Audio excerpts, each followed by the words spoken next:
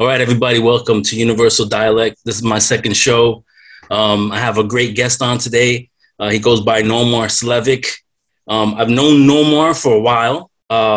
So normally, you know what I mean? I do like this sort of introduction, but I'm not going to do it because like I told you in Messenger, you cover two of my favorite things, which is music and the paranormal. So jump into the origin of Nomar Slevik. Like, when did Omar Slevik, when was he born? Yeah. Nomar Slevik was born inside the studios of a ski resort television station, believe it or not. Damn. Yeah, I used to work for this company called Resort Sports Network, and their call letters or whatever was RSN. And what they do is they have television shows and they also buy shows, and they would broadcast them out to ski resorts. So there was like a special channel for you could only get in ski resorts across the country. It was a nationwide thing. Okay. In my neck of the woods, I'm in Maine, Sugarloaf, places like that. Really, that's a famous one in Maine. But, Vail and, a bunch of other places, Telluride. And it was within there that I actually came up with the name Nomar Slevik, because that is the What year is this? 2000. 2000, okay. Yeah, 2000. Now, I've been into music and producing my own stuff for much longer than that. I think I started in actually writing raps, might have been 89, 90. I started doing that. Okay. Which I'm dating myself now. But again, that's just kind of like schoolyard stuff. I mean, you know how those rhymes are. Yeah, very basic. But so my original like hip hop stage name was Lazy Rhymes. I was always like laid back and chill. Right. You know what I mean? You. Yeah. And I remember once, just a funny offshoot. I remember I was posting on a message board. You know how you used to do battle raps like on message boards? Yeah, it was right out. It was exciting at the time, but then when you think in foresight, it's kind of like, okay. Yeah, it is ridiculous, but it was a way to, I get sharpen some writing skills, which is always good. Yes. And I started posting as L Rhymes. I just shortened Lazy Rhymes for no other reason. It was just a message board name. And everybody started calling me Leanne Rhymes. And it was really frustrating. Right. And so I think that might have been the catalyst of, you know what, I think I want to change up my name. Right. And so anyways, fast forward to 2000, and I'm in like the bowels of this ski resort studio.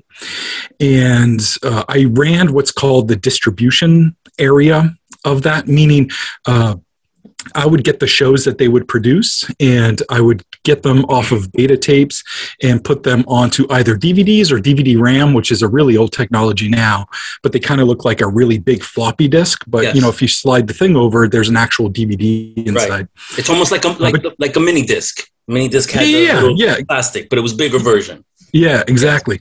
And so I would sit in there and I would copy everything to these DVD RAMs or DVDs we migrated later. And I would send them out to all the stations. This is before like FTP and all that stuff, right. FTP with like big video files. Right.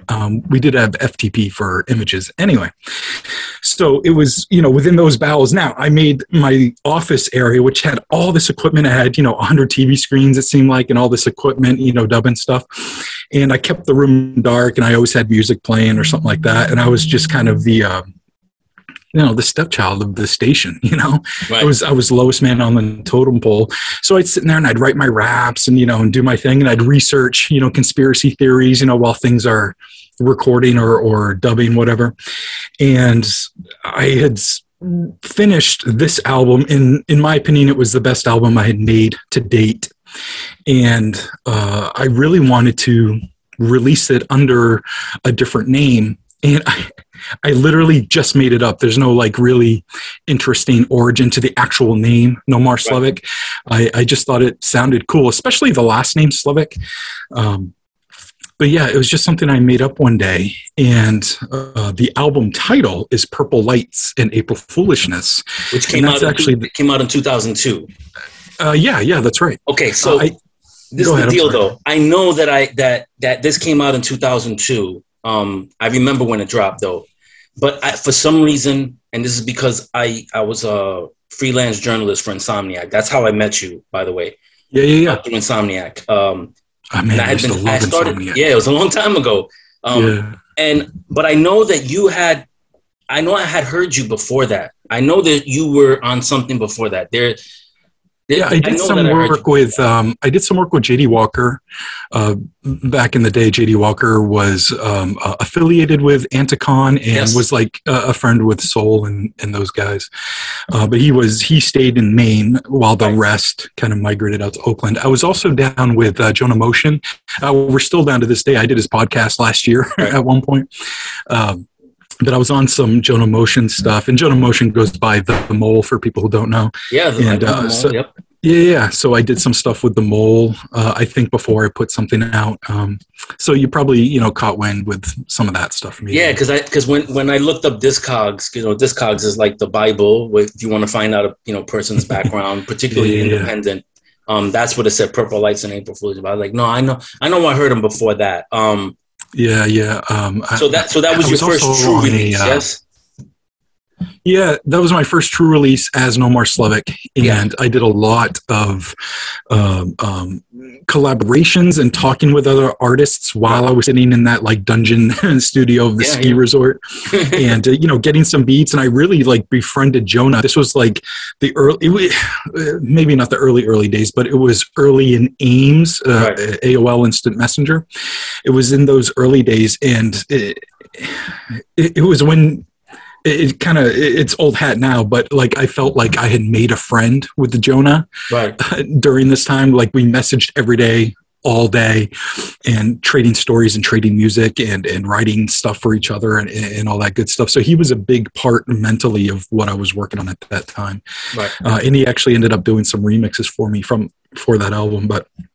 But yeah, that was where I came up with the name Nomar Slevik in that little studio. And then the title, Purple Lights and April Foolishness, it's actually a chapter title from the John Keel book, The Mothman Prophecies. Right, okay. And it was one of the first times where I melded my two loves, my two passions together, which is music and all things paranormal. That's when it truly melded for the first time. I've always had lyrics here and there, even as lazy rhymes, but that was the first time it melded together. So the scene in Maine, because when you talk about the hip hop culture, obviously it started in New York, and then it kind of like a plague, it kind of spread, and then California has their scene. Philly develops their scene, Jersey develops theirs, Chicago, you got all these main cities, but, Maine itself or even Boston, let me not leave Boston out, but you have New Hampshire and Maine and Vermont, they're not known for their scene. So when you said you were coming up with those individuals, were you guys the catalyst of the scenes in Maine, in that area? No. The scene in Maine, specifically in southern Maine, which is the city area of Maine, because Maine is mostly rural, but the city area, even these days, Portland is like a mini Boston at this point. Right. When I was there, it wasn't as developed, and you could still afford to live in the city. I can't anymore, but that's a lot of places. Yeah. But the scene was already established. I wouldn't say it was huge. I think I was maybe the next generation after the first one in Maine. And so I was getting in with JD Walker was already doing stuff. Brzezowski was already doing things. He's a Rhode Island transplant, and he went to college in Portland, Maine. And he did a bunch of really great stuff in Rhode Island with some other guys. 80 Hertz, I think, was a producer that he did some stuff with. Isn't Sage Francis out of Rhode Island? Yeah, Sage is out of Rhode Island too, and then obviously Chesky down in Connecticut. So it was a nice little New England area. Clockworks as well, like a group called Clockworks. Yeah, is that Connecticut? I forget now. Once you get past the New York going up towards Canada, all that melds together. It gets foggy. And that's the thing too, that a lot of those artists from Rhode Island, Maine, collaborated together. So sometimes it was hard to differentiate, but I don't think you guys cared really at that point. No. And there were kind of, I'm not the spokesperson for Maine rap by any means, but what I was experienced with during my time coming up there was there were kind of two different factions, if you will. And it's not like we warred or anything, but it was more like b-boy type hip hop was one thing happening. And Yes. those guys did it really well. We went to their shows and we loved them, and they would come to our shows, and that would be great. And then there was, people like me and Brzezowski and JD Walker and Santiago, a bunch of people, Rent, a lot of guys, A-Frame, who I think's in Ohio now doing some big things, doing some freestyle stuff. Anyway. But we were kind of doing, if you will, the more Anticon type stuff, the more avant-garde type of music. Alternative rap. Yeah, if you will, yeah. So I might have forgotten what the question was or where I was going with that, but no, it's all right. I mean, really, what I was trying to say is because you basically answered my question. You were like the next generation of the originators and of that scene. Because I would say, I mean, there were definitely guys before Soul, but Soul and Anticon, but like Soul really put Southern Maine on the map as Oakland transplants. You know what I mean? But there was a group down there called Ill Natural. That's their name, Ill Natural. And they were actually featured in The Source, and they had come up, before all of that stuff was going on. And those are some really cool guys. I'm like friends with them now on Instagram. So it's kind of cool to see what they're doing now. One's running a record shop, one's producing, and, everybody's still in the scene in their own different way. It's pretty cool to watch it evolve. So Ill Natural. Okay, I'm going to look them up because it's good stuff. I collect obscure, music like that. So that would be something I've got a grip of CDs in storage that is just all local. When I was coming up, you go to a show and hopefully I could trade, one of mine for one of theirs. And that did happen a lot. But, a group like Ill Natural, who, in my opinion, at that time were way above what I was doing. And, I wanted to show respect and, buy a CD and, you write your email address on the mailing list, and all that stuff. Yeah, it's all about networking really at that point. Sure. And when I was following a lot of these groups, a lot of the tactics I used to use is I used to go on their webpage, that's when they had websites. Yeah. And I would go to their link section, and in their link section, they would have links to groups that they build with or they networked with. And that's how I learned about newer groups. And then on those groups pages, I would find other groups, and then it just spread. And that's how I amassed the collection that I have.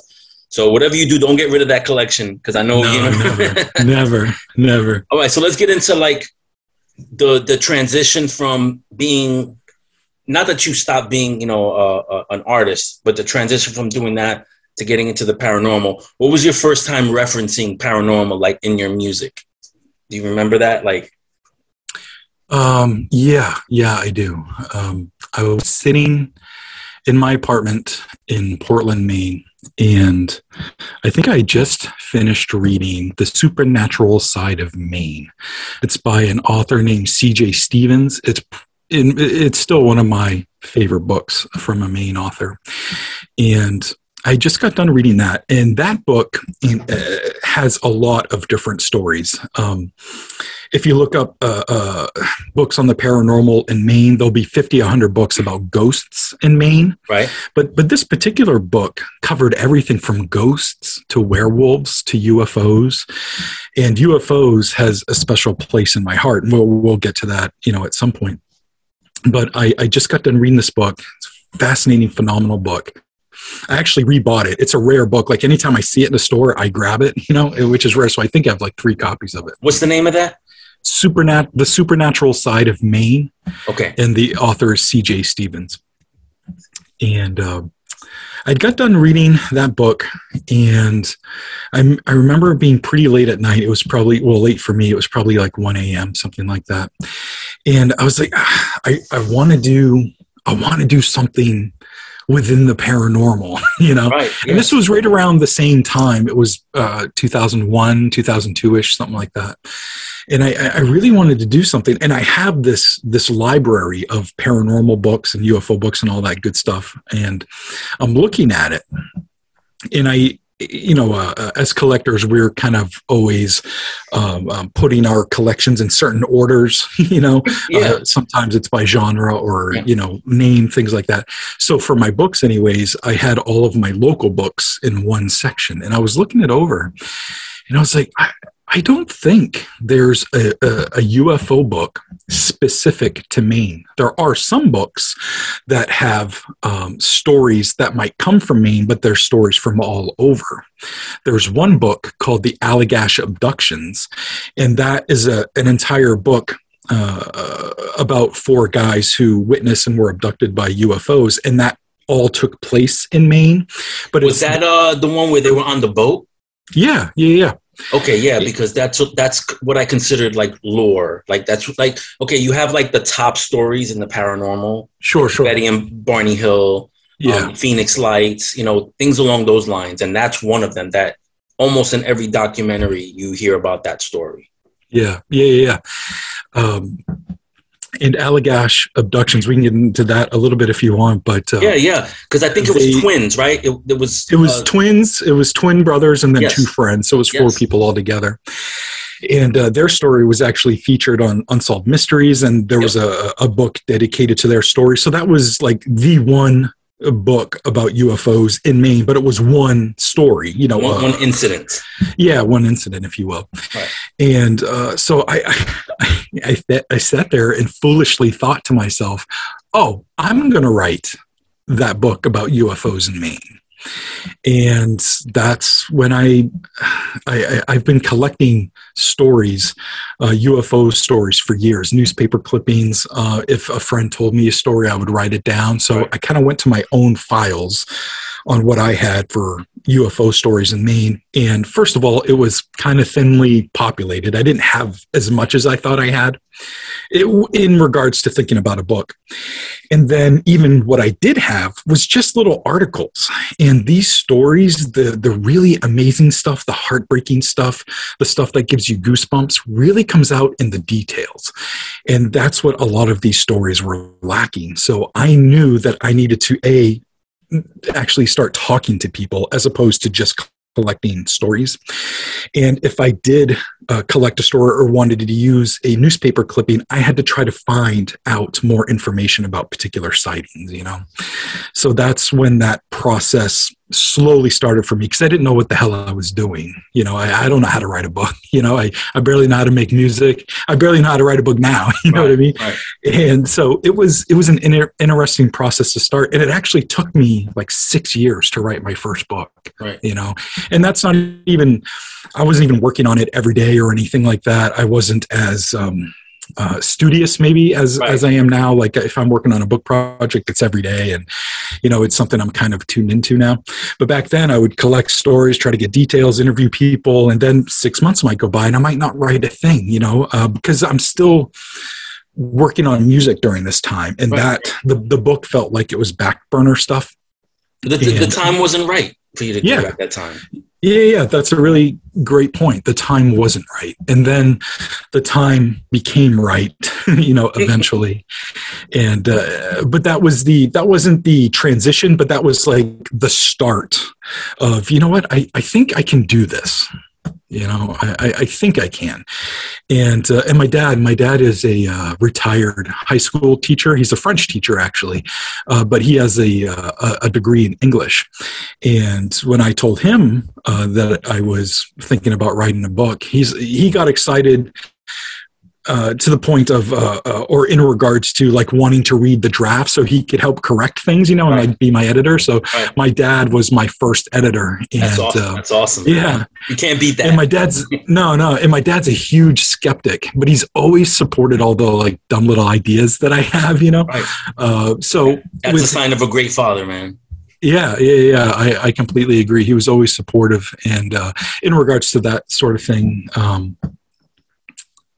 yeah, I think I don't know where I was going with that. I'm sorry. It don't matter. Don't worry about it, man. This show's about you, homie. Don't worry about it, man. We'll get on. All right. So before you wrote your book, you had your first experience when you were 4 years old, correct? Yeah. So can you go into that? I mean, and leave no details out. I mean, I had experiences as well as a young kid. So I'm pretty sure I would be able to correlate to what you're saying. So and I would like to hear some of your stories as well. So we should do a little back and forth. Well, we could do back and forth, but Mine will be brief because again, this is about you, man. I don't want to make it about me. This is Nomar show right now, man. I appreciate you, man. Yes. All yes. right. Go ahead, my man. I was 3 or 4 years old, and I was living in Fort Kent, Maine. And Fort Kent, Maine is way at the tip of Maine, which means I was next door to Canada. Literally could throw a rock and hit Canada. That's how close we live. So way up north, very remote. And I had fallen asleep one night, and my room overlooked the St. John River. St. John River, a big river up in northern Maine. And that's what separated us and Canada. I fall asleep one night, and a loud bang or something wakes me up. And I don't know what it is. I'm not really scared. I'm just like, what the heck was that? And so I'm kind of like looking all around, and I start hearing little taps on my window. And I'm like, oh, rain. It's raining. Maybe that was thunder that I heard. And then I heard thunder. And then I saw, the sky light up. And I was like, oh, a thunder and lightning storm. So I actually kneeled up in my bed to look out the window. So, even at that young age, I knew that lightning happened just in a split second. Correct. So after a moment, I saw this lightning bolt, for lack of a better term. That's how I see it in my head now when I remember it. But I saw a lightning bolt get stuck in a cloud. And the lightning bolt in my head that I remember looks like if I asked you to draw a lightning bolt, you would draw like a jagged yellow line, or it kind of looks like the charging indicator on your smartphone, just that generic yellow line. Like a symbol. Yeah. And it was stuck in a cloud, and there was electricity coming off of it, and there were booms like associated with it. And I knew it was weird. I knew I shouldn't have, I shouldn't keep seeing it. Like it should have blinked out in a split second, but it didn't. It stayed there. I honestly don't know what happened next. I must have fallen asleep. I wake up the next morning, go to the bathroom, and when I'm walking back from the bathroom to my bedroom, I can see out my windows. And the lightning bolt is still there. I'm like, that's crazy. Yeah, in the morning. So it's daylight, and I'm seeing this yellow thing in the sky, essentially, to translate it, if you will. But my memory tells me that it's a lightning bolt stuck in a cloud. So I knew that was weird. So I ran downstairs to get my dad, and I brought him upstairs to look out the window to show it to him. I don't know why we didn't just go outside, because our front porch, faced the same way. Yeah. But I took him upstairs, and it was gone. That sucks. And I tried explaining to him what it was, and he's got a 3 or 4 year old, telling him that there's a lightning bolt in the cloud, you know what I mean? And he just kind of did what adults do and like patted me on the head and was like, yeah. But I think I was really insistent, because I remember him kneeling down and putting his hands on my shoulders. And he had to like try to calm me down a little bit and tell me that there wasn't even a lightning and thunderstorm the previous night. And I thought that was weird. I wasn't scared. I didn't think UFO. I was just like, that's weird. I don't know what to think of it. I'm a kid. I'm sure I ate some cereal and forgot about it. 2 weeks later, my dad wakes me up in the middle of the night. Now, being like 4 years old, I don't know if that's 10 p.m. or 3 a.m. I still have no idea. I even asked my folks, and they don't know. But they woke me up in the middle of the night, and I come downstairs, and my mother is dressing my sister in winter clothes because it was very cold outside. My dad gets, jacket and all that stuff on me and scoops me out. We all go outside, and they wanted to show us the Northern Lights. It was the first time I've ever seen them. It's the only time I've ever seen the Northern Lights. Yeah. And, to this day, I remember seeing the sky shimmering with, like greens and blues. And it was, again, weird and fascinating and happening in the sky.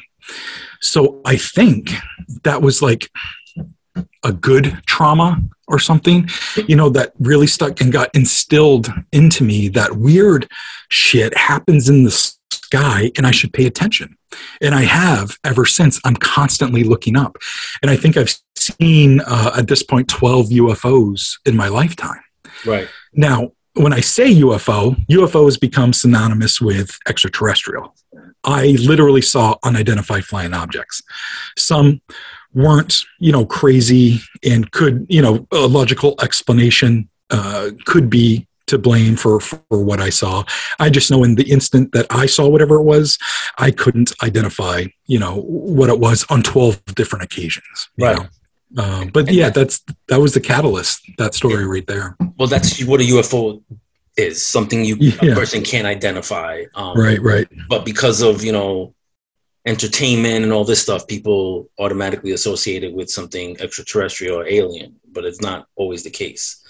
Right. So you said you had other experiences, which was my next question. What other experiences have you had? Now, you said you had 12 other UFO sightings. So if you can go through some of those, and have you had any other experiences like with ghosts, cryptids, anything unusual? Yeah, I've had all three: UFOs, ghosts, and one cryptid sighting, and then maybe two because one of them seemed like a dream. I can tell that one in a little bit. One of the another UFO one where I had my full faculties, and I was at an appropriate age to process what I was seeing. This happened, I believe, in 04, 05, or 06, something like that. I wrote about it in one of my books, and I don't have the book in front of me, but one of those years. And it was probably 6 p.m. in the evening, and I was already home from work, and my roommate came home, and I was upstairs on the computer working on music, so I was in my little studio, I had my door closed, and I hear my roommate come home because I heard them drive up, close the front door, and then I hear them running up the stairs. I'm like, what the heck's going on? Maybe they're late for something, I don't know. And they come bursting into my studio room, and they're like, there's a UFO outside right now, you got to go check it out. And my roommate at the time was also a pretty big skeptic. And I'm like, if she's saying that, I got to go check this out. Right. So, I grab my phone, I run downstairs, and I step outside onto the front porch. And about, 100 yards over my neighbor's house, which is across the road, is something hovering in the sky. So it's 6 p.m. in Maine, which I think almost any time of year besides July, August, and September, it's dark. So it was dark at this point. Right. I forget the time of year, though. It might have been April-ish, maybe May. And I see two white lights with a red light in the middle. And it's literally just hovering over my neighbor's house. So I'm standing out there on the front porch, fascinated, jaw dropped, and I'm just watching this thing. And I finally kind of come to, and I'm like, oh, I got a phone. So I pull out my phone, and it's one of those Nokia brick phones. Yeah, I remember. And so I snap a picture of it, and it was just like a squiggly red line, with a black background. So it didn't show much. I'm like, God dang. So I'm watching it for, just a couple of minutes. It's hovering, silent, in place still the whole time. And then at one point it's here, and then it goes diagonally up, maybe 50 yards, another 50 yards, but diagonally up and hovers. So I'm like, oh my God, it moved, and I'm watching it. And then it starts taking off in this straight line, kind of following the road. So I kind of fumble for my keys. I get in the car, start it up. And as soon as I ran down and got in my car, I was facing away from the neighbors. So I immediately lost sight of it. So I back out of the driveway, finally get onto the main road. And now I'm driving in the direction that it went. And my head is just like, where is it? Where is it? I don't see it. But a mile down the road, though, there's this bed and breakfast, and there's this huge field that's next to it. So I kind of whip right in there, and the huge field just has this pristine view of the sky. And then beyond the field, you eventually are over ocean. And so I sat there, 15, 20 minutes, something like that. And I never saw it again. Wow. And that was an ultimately frustrating encounter, but to see something hovering that still, that low, and for a skeptic to run inside and to tell me that there was a UFO outside kind of blew my mind. Now, when I went back home, I talked to my roommate, and I was like, oh, how did you see it? Like, did you park and turn around? And she was like, no, I almost thought it was following my car. And I'm like, what? She's like, yeah, it was like above the treetops on the side of the road, the same side that the neighbor's house was on, but above the treetops, and it was following her, and she said it stopped over the neighbor's house. I was like, wow, that's crazy. And, that's pretty much the story. But that was a pretty significant sighting for me, I made an impact. Yeah, absolutely. I think I was, might have been 27, something like that at that time. Right. So I'll tell you something. I'll tell you one of my stories. It's not even Please do. I don't even consider it like my best story, but like the house that I'm living at right now, I moved in 2014. Okay. Bought this house in 2014. So about maybe 2 or 3 weeks, we're still kind of unpacking. We're not settled down yet. And I was at home. So if you go in through the front door of my house, you can see the back of my house. The house isn't huge. It's probably like 1,500 square feet. And when you look at the back of my house, I have like this huge sliding door that leads to the backyard.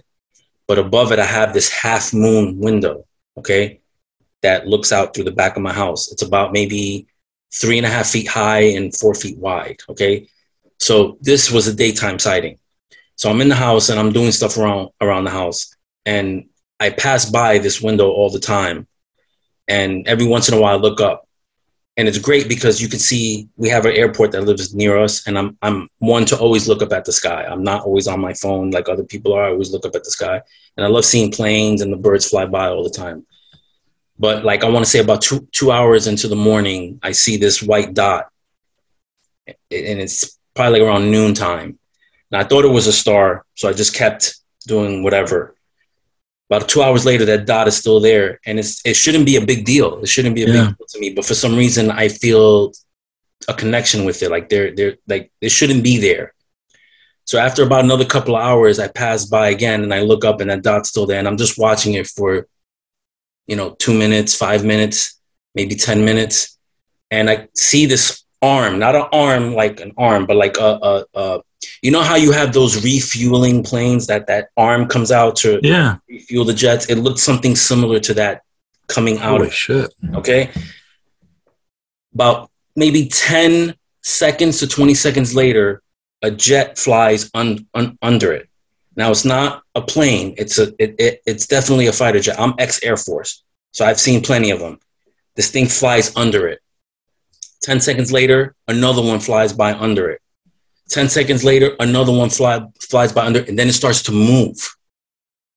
So this thing had been there in suspension for hours, not moving. And then all of a sudden, these jets start flying by, and then it starts to move. So I run out. Did that arm stay out when it started to move? I didn't notice it, whether it went back in or stayed out. I just know that it started to move. And I said, I have to go outside to see this. Now, where I live, again, there's trees in my neighborhood, but they're not tall enough where they block and they obscure the sky. So by the time I got in my house, which was literally like 5 to 10 seconds, I should have been able to still see this thing. But by the time I got out, it was gone. Wow. So that's one of many stories. Yeah, that's major. Wow, that's but crazy it's almost sighting. similar to what you kind of, what you went through. With yeah. It was significant impact. It showed intelligence. Yours showed intelligence, and so did mine. Yeah, it definitely did. Another one that was the latest, which is the 12th sighting, was one of those, the only time where I felt a connection. I never felt that before. I just thought every other sighting I've had felt unintentional. I happened upon something I wasn't supposed to see, something like that. But this one, I felt a connection. And it happened late 2021. I believe it was December 2021. It could have been January, but I don't think so. So I like to take walks. I actually like to go on bike rides, but in Maine during the winter, I can't really ride your bike. Right. So in the winter, I transition to walking. And I like to go down by this marina in the small town that I live next to. And the marina area, it's parking lot, and there's a hotel and a restaurant there. That whole area is basically kind of like a racetrack. It's just like this huge circle.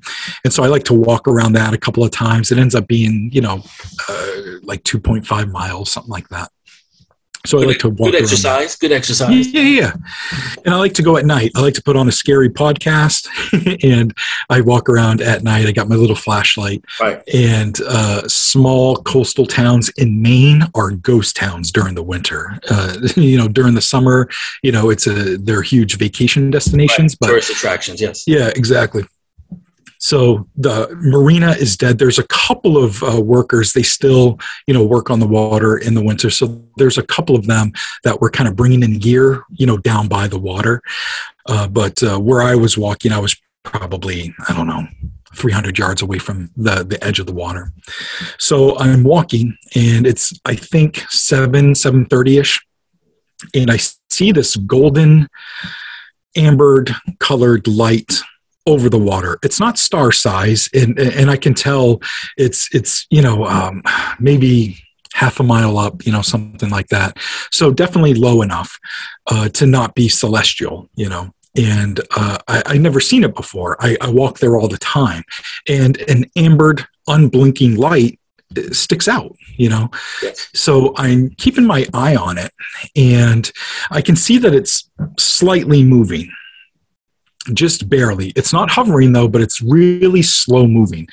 And it's just moving in a perfectly straight line. I can't believe how straight this thing is.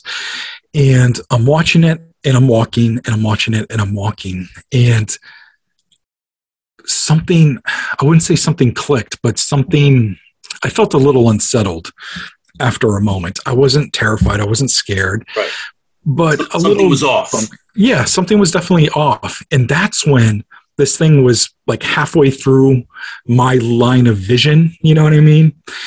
So it was like here, and it eventually got to like this middle halfway point, if you will, in my line of sight, because I'm like kind of walking towards the water at this point.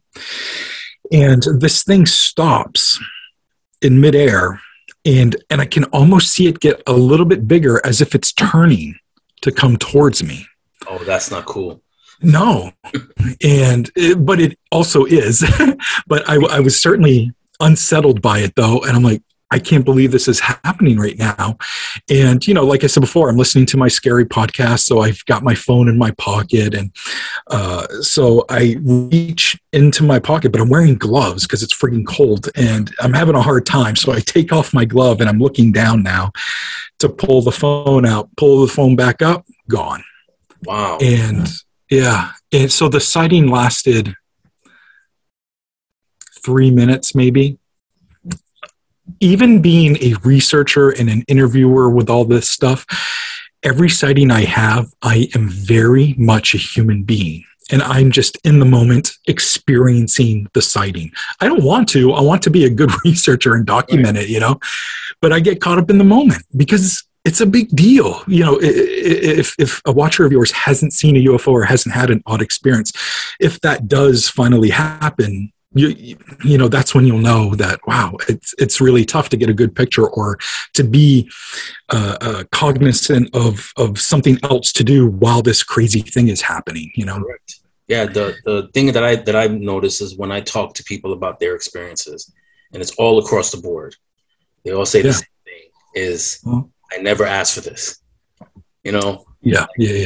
That gets into this whole other side of ufology that I've been working on lately, and we can get into that a little bit later. But yeah, that was my latest UFO sighting, and it happened right in my little small town. And I haven't written about it yet, but publicly speaking about it. You should write about it. Yeah, I will. When this thing was going on, did you notice I'm pretty sure there's ambient.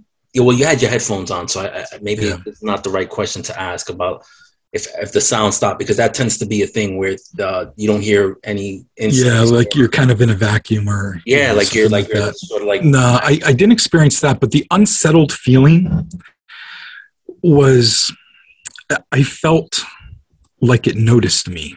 And again, I've never felt that way before. Right. In extraterrestrial type encounter. So that was new, and it was a little scary. And I've been there since, and I haven't seen anything, but But that connection piece, when you said that about yours, this was the only time it happened, and it was really recently. And I thought it was fascinating, Right. Yeah. So let's get into like some of your other stuff. Like you can start wherever you want. Cryptid, we can do ghosts. So this weird cryptid sighting happened in February of 2020. And that was like right before the pandemic dropped. So it feels like eons ago, you know. Right.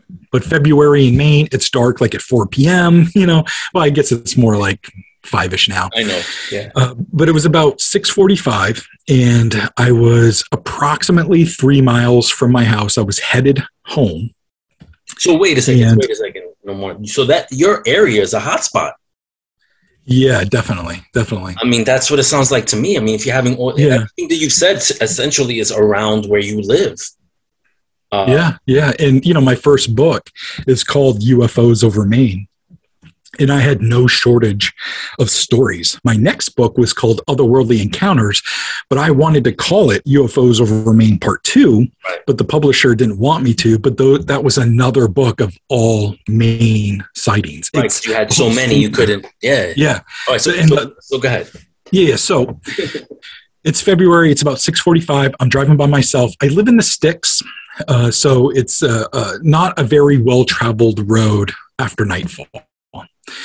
Everybody in the area gets out of work at 3, 4, or 5 p.m. Everyone's kind of home and eating dinner, fine, at that point. So the road isn't very well traveled. It's a 45-mile-an-hour road. I typically go right around the speed limit, maybe 5 miles an hour over. So I'm going 45, 50 miles an hour. And on the opposite side... You're going 70, come on. No, I'd be afraid to hit a deer, man. But I'm ahead of me on the opposite side of the road, probably 100 yards, something like that. My headlights hit this 5-6 foot tall, inky black figure, super black, like beetle black or covered in tar type black, just really black and shiny with my lights on it. Wow. And it was this tall figure. And it kind of looked like it was made of sticks. It kind of looked like one of those Blair Witch stick dolls that was in the movie, but it had antlers. Or like a Wicker Man thing? Yeah, something like that. But it had antlers or something on its head. Wow. And I'm seeing this, and I'm like, what the hell? And a lot of areas in Maine on their rural roads, there's ditches on either side for water drainage and things like that. And this thing is on the tar side of the road, and I see it take this elongated step over the ditch to walk into the woods. So I see it for a split second, almost like it's standing there, like it was still, and then it took this elongated step and disappeared into the woods. And again, I'm going 45, 50 miles an hour, and it's probably 100 yards in front of me. So I came upon the area really quickly, like to where it walked in the woods. And the sighting that I had only lasted like 3 seconds, maybe, something like that. And so I was upon that area where it stepped into the woods very quickly. So I stopped right in the middle of the road, and I rolled down my window. Oh, you're brave. Well, my researcher head's, it's always on. Yes. Anyways, but I was also like fascinated too. So I'm watching, and I'm trying to see if I can see it, but I can't see anything because there's no light shining in that area now. Right. And it's not like rural roads have street lights, so it's just dark and I don't see anything. I'm also listening for like the crunching of snow, of something walking in the snow in the woods. I don't hear anything, but 2 seconds after I put my window down, my car became filled with like this sulfur type smell. Never experienced that before. And I've done ghost investigations and I've never smelled anything like that before. I know it's a thing that does happen when demons are involved, and sometimes with Bigfoot, they're really stinky. Sometimes dogmen, there's really stinky stuff. Yeah. I never experienced it myself, but to have that odor, like it hit me so hard. It was so pungent. Right. I had to roll all four of my windows down for the rest of the ride home because it stunk so bad. And, it was probably 10 degrees outside. Oh. So it was freezing, but I couldn't stand that smell. Like I thought I was going to puke. It smelled so bad. So anyways, it developed you and it kind of just stuck in your car? Yeah. And by the time I finally got home, I thought it had dissipated enough, you know what I mean? That I just rolled up all the windows. I'm not going to leave them down, obviously. And the next day I didn't smell anything in the car, which is good because it was bad. But when I was stopped in that moment, I wasn't going to, there's no place to park. First of all, there's no like side of the road to pull off over to. So I'm just parked and I'm listening and I'm looking, and then that smell hits me. And I was like, okay, I'm kind of over this, at this point. Yeah. So it's not like I stopped to go out to see if I could see footprints or anything. So I finally go home. I actually write everything down and I email it to a buddy of mine. And I just wanted it on record, that this crazy thing happened. And I didn't want a day or two or longer to go by. I wanted everything as fresh as possible. So the next day I went back to, again, where I thought the area was. Again, I couldn't really pull over, but there was somebody's house that was maybe 500 feet kind of down from where it was. And I just parked in their driveway. And I walked over just to see if I could see any sort of weird footprints or something. And I didn't see anything.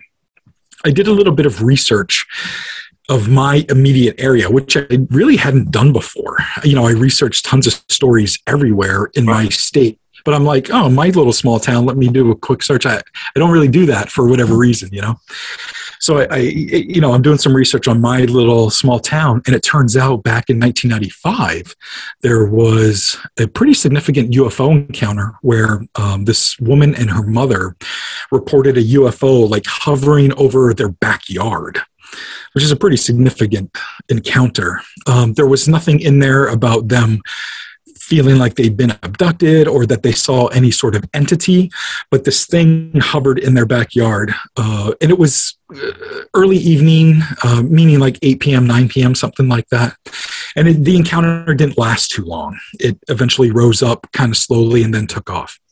But I thought it was really interesting that it was within like a 5-mile area of where I saw this thing. I don't know what it was. I've given that description to some colleagues, and to some of them it sounds like a Wendigo, maybe. Oh, Wendigo, yeah. And it's interesting. There's a Facebook group that I'm a part of called Unexplained Maine, and it's got thousands of people, and people are always reporting crazy stuff. But there was this kid who I think he's like 20 or something, and he lives right in the next town over from me. And just like last week, he reported on there. On that Facebook group that he described a similar being that he saw just a town over. Wow. So I immediately started responding to him and told him about my encounter, what I just told you and all that stuff. And his encounter was much more intense, where he felt like he was followed, him and a group of friends, that this thing was kind of stalking them, and there was a noxious smell. The thing had antlers and it was kind of tall and skinny and dark looking. It never really got in the light for them to get a good look at it, And for like a few weeks, he's been reporting that he feels like he's plagued by this thing. And that's kind of in the lore of the Wendigo, Yes. So I thought it was interesting. And so he was actually asking me for help. And I'm like, well, first of all, I'm no expert, but, here's what I've read about these things. And some things you can do to ward it off. You can sage, you can wear silver. Also, like, try not to think about it, because that can... the lore says that can kind of keep you trapped sometimes by thinking about it a lot. Energy, Yeah, exactly. Your attention. Yeah. So I also thought that was interesting for this little area. Now, that kind of scopes it out to a 15-mile radius, from that UFO sighting, my encounter, and his encounter. But that's still a small radius for kind of 3 major events. If this kid is to be believed, even if I'm to be believed, somebody might be watching this be like, yeah, Nomar's full of shit. No. There's this, I caught this maybe a couple of years ago. It was on, I believe, either Sci-Fi Channel or the Travel Channel. And you might have seen this yourself. I don't know if it was based on a true story, but there is this sort of like documentary-ish movie thing. I think it's called Helltown. I don't know specifics like the actors or anything, but it has to do with like these military members going into this town that was abandoned, and you find out that there is this creature with antlers, like a cryptid, that's hunting these soldiers down. That creature was the reason why these people left. Now, if I find out what the name of that is, I'll send you the link to that. Not the link, please do. What the name of it is. But they show it almost yearly, like around Halloween. Okay. And I don't know if it's based off a true story, but what you described when you said that, the antlers, right away that came to my head. And I wrote it down, Helltown. So I'll think that's what it's called. And if you read the description, if it has anything to do with like military members going through this abandoned town, that's what it is. And it's a good, like, whatever movie, whatever it is, it's pretty interesting. But cool. But yeah, dude, you have a hot spot without a doubt. Your hands are going to be full probably for a while. They always are. I just got I have a colleague who's local to Maine, but not local to me. Like, we live a few hours away from each other, but she's in Maine. And literally last night, she emailed me a UFO dump of articles and things that she's come across, and she's more of a Bigfoot investigator. So any time I get something reported to me like that, I send it off to her. Right. She actually just put out a book called Bigfoot in Maine. So shout out to Michelle Sawyer. Yeah. How long has she been doing that? 15 years, maybe. Okay. Yeah. You can have, when we end the show, if you can just give me like her information. Absolutely. Somebody I would love to talk to. Yeah, she's an amazing podcast guest as well. She's got stories for days, so she's amazing to have on. I got all the time in the world. Well, not really, but Yeah. Your second cryptid story. What? Let's talk. This is a weird one. This is a weird one, man. They're all weird, Nomar. Yeah. This is to this day, I don't know if it's a dream or not, but it doesn't feel like one, but it sounds like one. I don't know. So this was around 06, 07, something like that. And I was living in southern Maine at the time. I was living in like a house that was converted into apartment building, into apartments. And I lived on the second floor. The first floor, the porch has like an awning on it, like a roof awning on it.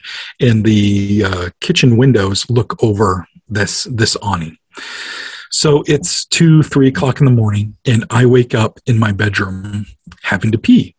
And to get to the bathroom, you leave my bedroom, it goes into the living room, goes into the kitchen, and then into the bathroom. So I step out of my bedroom, and I'm just about, like, I've walked through the living room, and I'm just about to step down into the kitchen.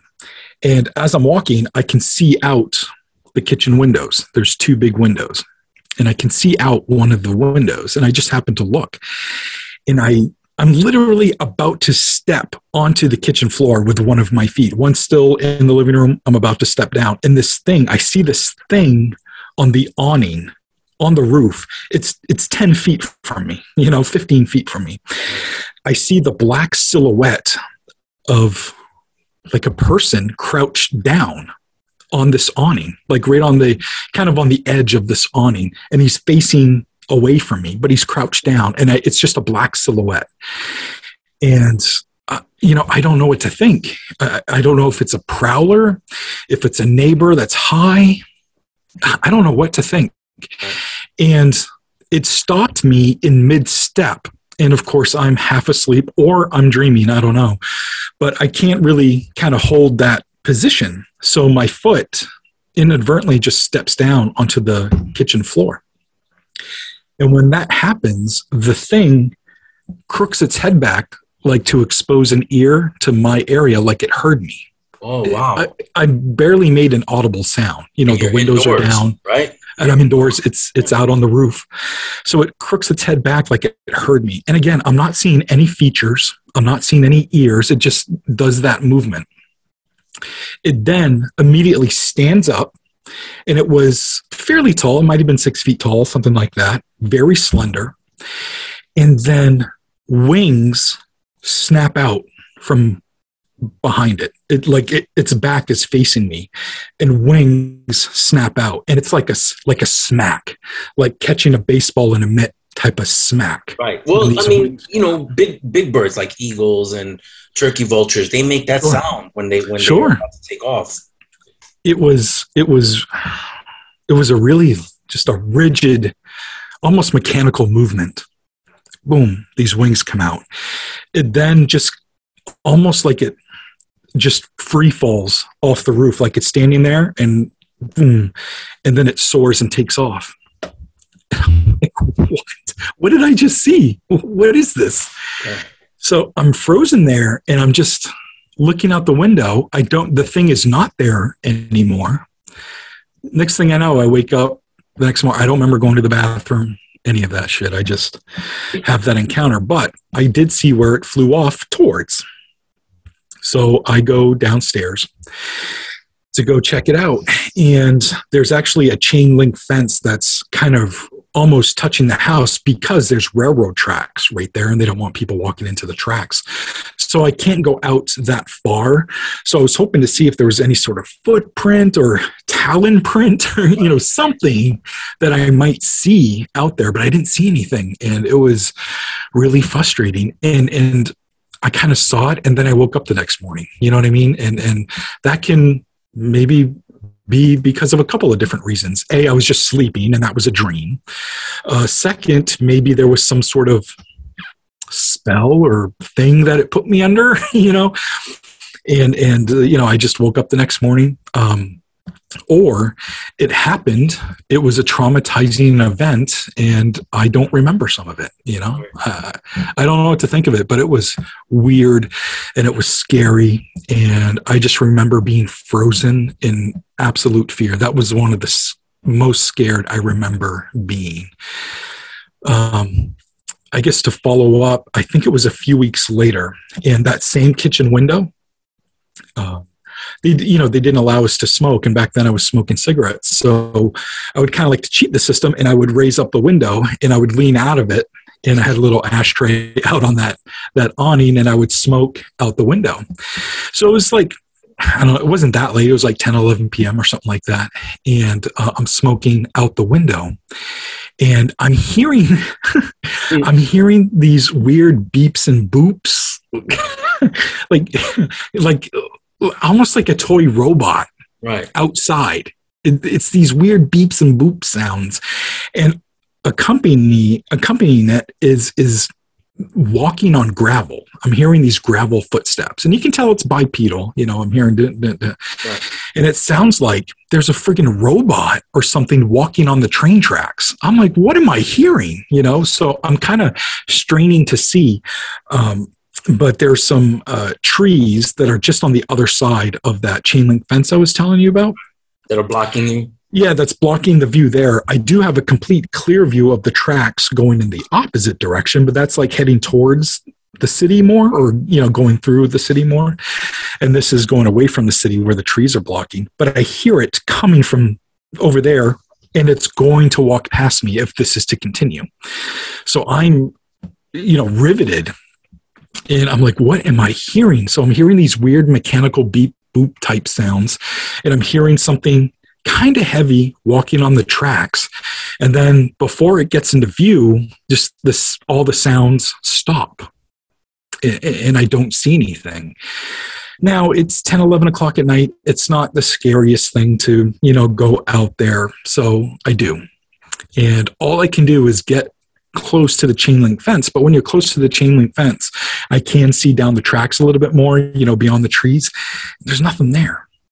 I don't know what I heard. I don't know if I mistook somebody like walking in the parking lot, which is a dirt parking lot. Right. I don't know if somebody was like watching a movie on their phone or something. I don't know. It could have been something else, but it really sounded like it was on the tracks. And all I could picture was this weird robot, you know, this weird big robot, right, walking on the tracks. It was weird, man. Or it could have been that winged creature on his cell phone watching a movie. It could have been. It could have been. I just thought it was weird that, like, I think those are the only two weird encounters. No, there's actually a third. But those are the two, like, major encounters that happened. And it involved, like, the same window. It just all, like, kind of seemed like all a similar thing. Now when this winged creature, because, like, you did research with the first cryptid, and you know, it could be a Wendigo, but you don't know. But you went and actually did some research and found something that you can attribute, you know, that experience to. But did you do any research to find out what that could be? Because it could be Mothman. I mean, it sounds right, like and that's Mothman, pretty much Mothman is pretty much related to West Virginia. You know, that's right. There's been sightings everywhere of Mothman, and most recently in Chicago, you know, which is crazy. Very urban, you know. But yes, I did do some research, and a lot of the stuff that I was finding, anytime you kind of do a Google search for winged humanoid creatures, especially during that time, because I believe Mothman Prophecies, the movie, was just coming out right around that time. Everything was coming up as Mothman. Right. Is that the Richard Gere movie? The one it is, yeah. Yeah, okay. Which is a great movie, by the way. It's eerie as fuck. However, it varies much differently from the book, so I definitely recommend reading the book as well as seeing the movie. But yeah, I saw the movie and I read maybe a quarter of it. I still got to finish the rest of it. But it didn't get a lot of good press, and I don't know, you know, and it should have. I don't know why, but people aren't into that sort of stuff. But go ahead. Yeah. But yeah, so that was a lot of the kind of stuff that I was finding. So then I was trying to modify my searches a little bit, and at that time, I didn't have a ton of colleagues in the paranormal. I still had a bunch of music acquaintances, but you know, I was just starting kind of with my serious research into the paranormal. So I didn't have a whole lot of people to reach out to that I thought at the time. So in talking to some of my music buddies, to them, they were like, oh, maybe you should talk to Lauren Coleman. Lauren Coleman runs a museum in Portland, Maine. Yeah. And he specializes in Bigfoot and other such cryptids, you know, sea serpents, things like that. Yeah. Maybe that's something that he might find familiar. At the time, you know, I wasn't, I didn't know Mr. Coleman at all. I did send him a Facebook message, I believe, or maybe it was a defunct email from his website, something like that. And I never heard back from him. Years later, like, we've become very friendly with each other, you know, cool. which is really cool. But I've yet to bring that story back to him. Like, this dude is kind of like a legend in my world. So if I'm in his presence, I kind of just like to soak up what's happening and not bombard him with my stuff. So yeah, he's paranormal royalty. He is. However, fast forward 15 years maybe, and I found a Mothman-like encounter that happened in Maine. And it really reminded me of my encounter just on my initial search. So what I came across was a Mothman-like figure spotted in Camden, Maine. Camden, Maine is a very small coastal town. If you've seen any Stephen King movies that take place in a coastal town, that's the kind of town it is, you know. Right. So small coastal town. And this gentleman, he was 17 at the time. He was walking home. It was about 6 p.m. at night, and he was walking from downtown back up to his apartment building where his parents lived. And it was just about a mile walk. So he's walking on the road, and he starts hearing this really loud, like, chirping or squeaking sound. So he starts looking down, thinking he's like about to step on a big rat or something. And while he's looking down, he sees the shadow of something go by on the tar. And seeing the shadow of something on the tar means it's probably coming from above him. Correct. So he looks up, and in the sky, just above him, is this enormous winged creature. And it was making this chirping, squeaking sound. And he described the body as like 4 or 5 feet long. He described the head as like a square with tubes coming out of it. It's really weird. In one of my books, he actually illustrated it. Right. So you can kind of see what he's talking about. And the wings kind of looked like bat wings. They were kind of translucent and very, very long. So he's watching this thing, and it kind of swoops down a little bit, and then it swoops up and literally swoops up in front of his apartment building and then flies behind it. And behind the apartment building is a swampy area. He said when it swooped up in front of his apartment building, the wings went from one side of the eaves to the other. Wow, that's wingspan. So, Yeah. So he measured that the next day and it was 25 feet long. I mean, that's like the size of a Cessna. You know what I mean? Like, that's crazy. So yeah, I find this story. I eventually find the guy, Michelle, who wrote the Bigfoot in Maine book. She actually helped me find the actual eyewitness. He didn't want to use his real name, so in the book, his name is changed. Okay. But he told me that story, and I wanted to go to Camden. Camden's about a 45-minute drive from where I'm at, and I had to go down there to check out a potential Mothman-like sighting, you know, not to mention the winged creature dream sighting thing that I had. Right. So I went down after interviewing him. We just interviewed. He didn't even want to talk on the phone. I think we just did like 1 million Facebook messages to each other, which is fine. You know, it's not my favorite form of an interviewing, but whatever works for the witness, you know. Something. Yeah, exactly. And he was willing to share. Like, that's a huge part. So I go down to the area, and I go down like in June, something like that, of 2016, I think. So he gives me the address to that apartment building. I go to the apartment building. He doesn't live there anymore. He's since married, because this happened like 15 years before. He's since married, and he lives in southern Maine now. But I go to the apartment building. First thing I do is measure from one side of the eaves to the other. And sure enough, it was just under like 25 feet or something. I'm like, whoa.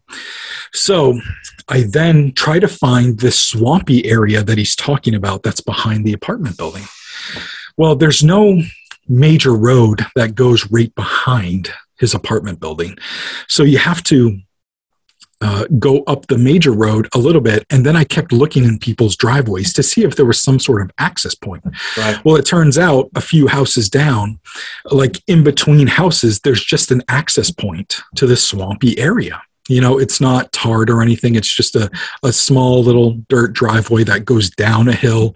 And now you're kind of like in a marshy area. Then beyond the marshy area, it gets really swampy. And I'm like, this looks like a great place to set up shop for the night and keep my eye out for anything. So one thing I always do if I'm out in the field investigating and I know I'm going to be late and I know I'm going to be in a weird area or a public area, I like to go to the cop shop and just let them know what I'm doing. I don't want to get hassled, you know, later on that night, because I've been hassled. So I try to avoid it. So I go to the cop shop, I explain what I'm doing, and they're always like, okay, weirdo, like, have fun. Thanks for letting us know. Yeah. So I finally, it's probably, I think I started around 11 p.m. And this is June in Maine, so, you know, mosquitoes are bad and it's humid. You know, it gets humid for like 2 days a month, and it happened to be, 2 days a year, and it happened to be one of those days. So it's like super hot and the mosquitoes are bad, and I'm parked down in this swampy area, you know, and the only thing I want to do is crank up the AC and roll the windows up, but I can't, you know, I'm going to miss something. And I don't want to. So I'm sitting there in the dark. It's probably 1 a.m. now, maybe 1:30, and nothing's happening. I haven't seen anything, haven't heard anything other than what I think is maybe a deer or, you know, something. Nothing that's really caught my attention. But at one point, I see these two bright red eyes off in the distance in the marsh, in the swampy area, and it's probably 12 feet up, elevation, thank you. And there was like a large tree and a tree branch that was kind of close to the area, and I'm like, am I seeing like some weird reflection of like an owl's eyes or something like that? And then it would go away. I'd see it for like a split second, and then it would go away. So now I've got an area of focus, you know. So now I'm just watching this area, and every once in a while, these two big red eyes come into view. And if you know about the Mothman and the Mothman stories, one of the first things witnesses describe are the frightening big red eyes that this creature has. Right.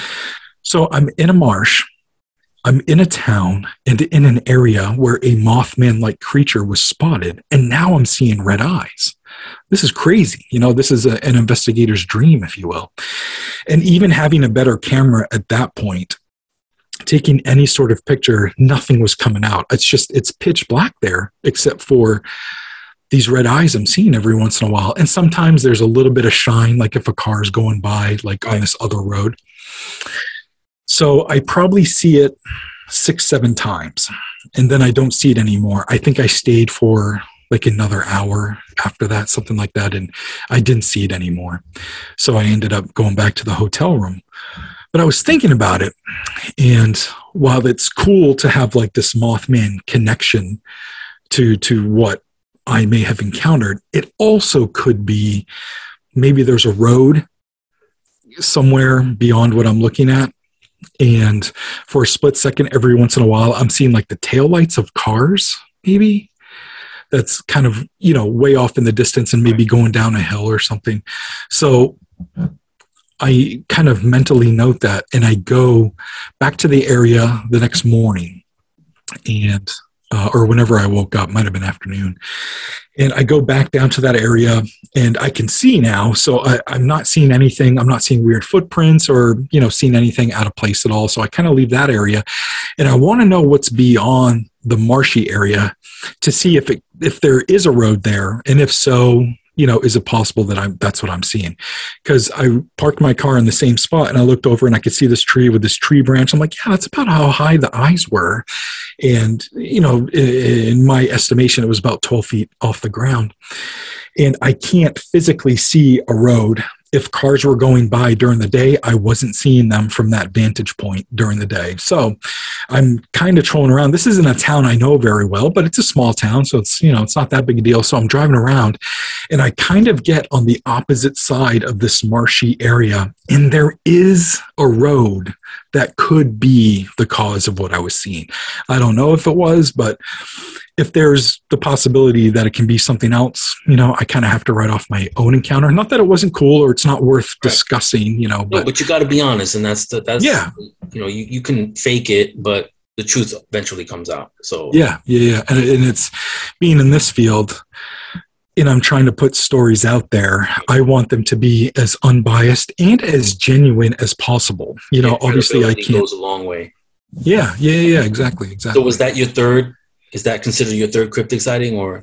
I don't consider it one, so I don't lump it into that, but it was definitely a cool experience. You said you had a third one, kind of. So. No, I had a ghost. I've had a bunch of ghost experience. I've had 2 cryptids. One of them, the thing with the antlers, the winged thing, dream or not, I don't know. And then I guess Mothman, but I don't consider that one. Right. But I have had a bunch of ghost encounters. And, what about shadow people? Yeah. I have had some shadow people, like sightings. I wouldn't necessarily describe it as like a scary encounter. Right. It wasn't like where I live and I experienced at night or anything.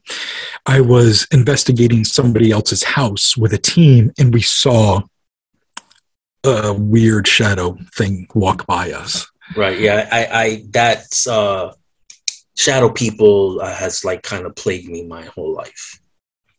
Tell me about that a little bit, if you don't mind. I mean, it's just something since I was a kid. Wow. My younger brother, we would see shadows. Like we call them shadow people because they look like a person. They have like what would be a head and the shoulder, but you don't see any definitive appendages or anything like that. And okay.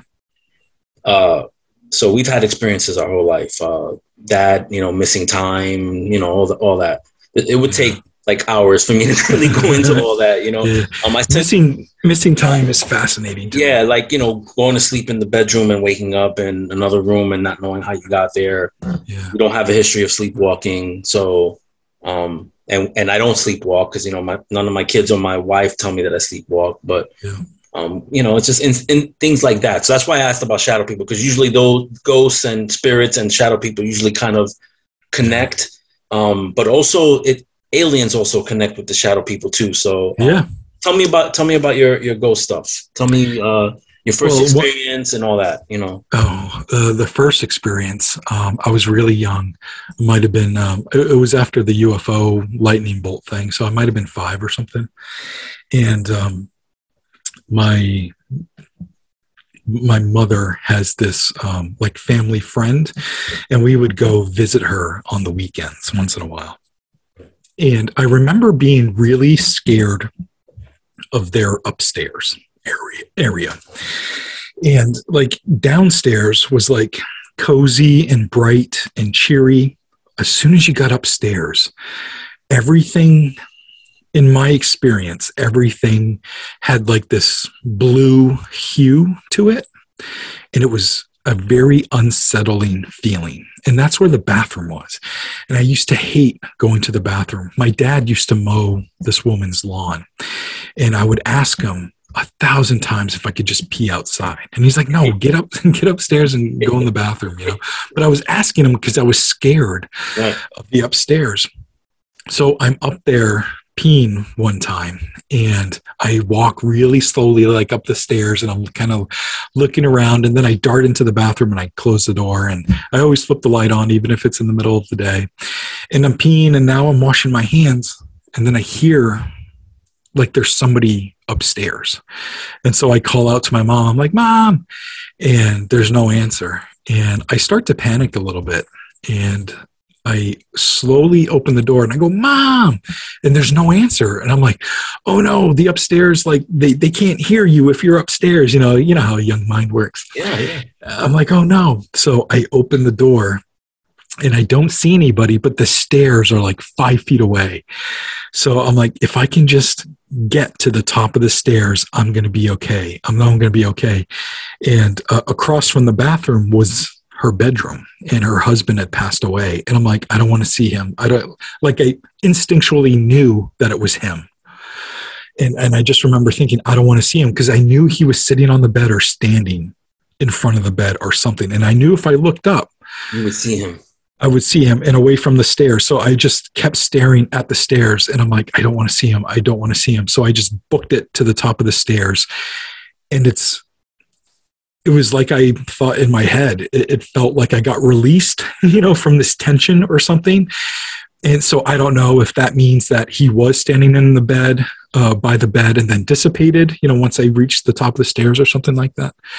I don't know, but that was like my first encounter with something really weird. And my mother had a lot of stories going to that house, and also in her own mother's house. And I was asking her at a really young age to tell me ghost stories, and right. So I don't know if some of it was implied or whatever while I was up there, but the upstairs, we went there for years. I think we stopped going because she had passed away. So I think we stopped going there when I was maybe around 8 or 9 or something like that. And, but anytime I went upstairs, I freaked out. Yeah. Cause you were, sensitive to that energy. Yeah, I think so. And I think that whatever that was knew that. Yeah. And she always taught, I never met him because he had passed before I was born, but she would always talk about like how much he loved kids and how much of a nice guy he was, so he was probably like, oh, little man might be able to see me, right. This is cool. And he probably wanted to say hi, but maybe he realized he was freaking me out. And he's like, okay, I'll leave him alone. I think sometimes spirits, they know, you know what I mean? Like, yeah, I think some of their personality carries over into the spirit world. And I hope so, man. If he was a nice guy, he was probably like, yeah, I don't want to scare this kid, Yeah. And some ghosts are like, I don't give a damn. I'm going to scare this kid. Yeah, exactly. So tell me some more. Yeah. So finish your thought. I'm sorry. No, I'm basically done. So, when I was doing ghost investigations, we got called out to this place that was a former funeral home, which had been converted into 4 separate apartments. So it was a pretty big building. That's the worst thing anybody could do. I know. That's like Poltergeist, the movie Poltergeist. So we had been called out there like the first time that we probably went there like 10 times. But the first time we got called out there was because this woman was living with her child. I think the child was like 10 or something like that. And it would complain about something going into its room and like poking him and, giving him a hard time, waking him up. And he would get up scared and run to his mom and blah, blah, blah. So one night, the kid woke up, ran to his mom's room and said, this thing is poking me in the foot and it hurts. And she's like, come on, let me take you back to bed. It kind of became a routine at this point. Well, while she's walking him back to the bedroom, she's seeing blood stains on the carpet. And so she checked out his foot and he was poked enough that it punctured through. And she's like, oh my goodness. So she bandaged him up and all that good stuff. But she knew like, hey, that's not cool. You touching my kid, like hurting him. Like, that's not cool. So we got called to go out and check it out, see if we could figure anything out. And anytime we went there, we had really interesting electromagnetic field fluctuations. We would catch a lot of interesting EVPs, and we had a really hard time catching stuff on camera. I think we got a couple of shadows like here and there. But the last time we went out, like the people that live there were like, this is enough. Like we're sick of being scared. We can't go into the basement. And, the basement was like the storage area for, all 4 apartments. And people were tired of being scared in their own homes. So they're like, is there something you can do to like get rid of this haunting, And I'm no expert when it comes to stuff like that. So I called some people in to do a cleansing and, with sage and some salt and all that stuff. And they had come up with a plan where we would salt around the entire perimeter of the house. But we left an opening that was this little garage door on the back of the house, which is actually where the hearse would back into to collect, the people. Bodies, yeah. So we left that area open and salted everywhere else. They went into every room and blessed and saged every room and did their thing. And what they were trying to do were to have like a pathway where everything would leave from, by having it salted. And we also want to potentially document the passage of whatever could be leaving the house. Now, we had investigated there like 10 times. And so we had established a rapport with like 12, 13 different spirits, which is a lot for one place. You know what I mean? And one of these spirits said that there was a malevolent, like larger than life sort of spirit that was kind of confining them all there. So it was like dominating them.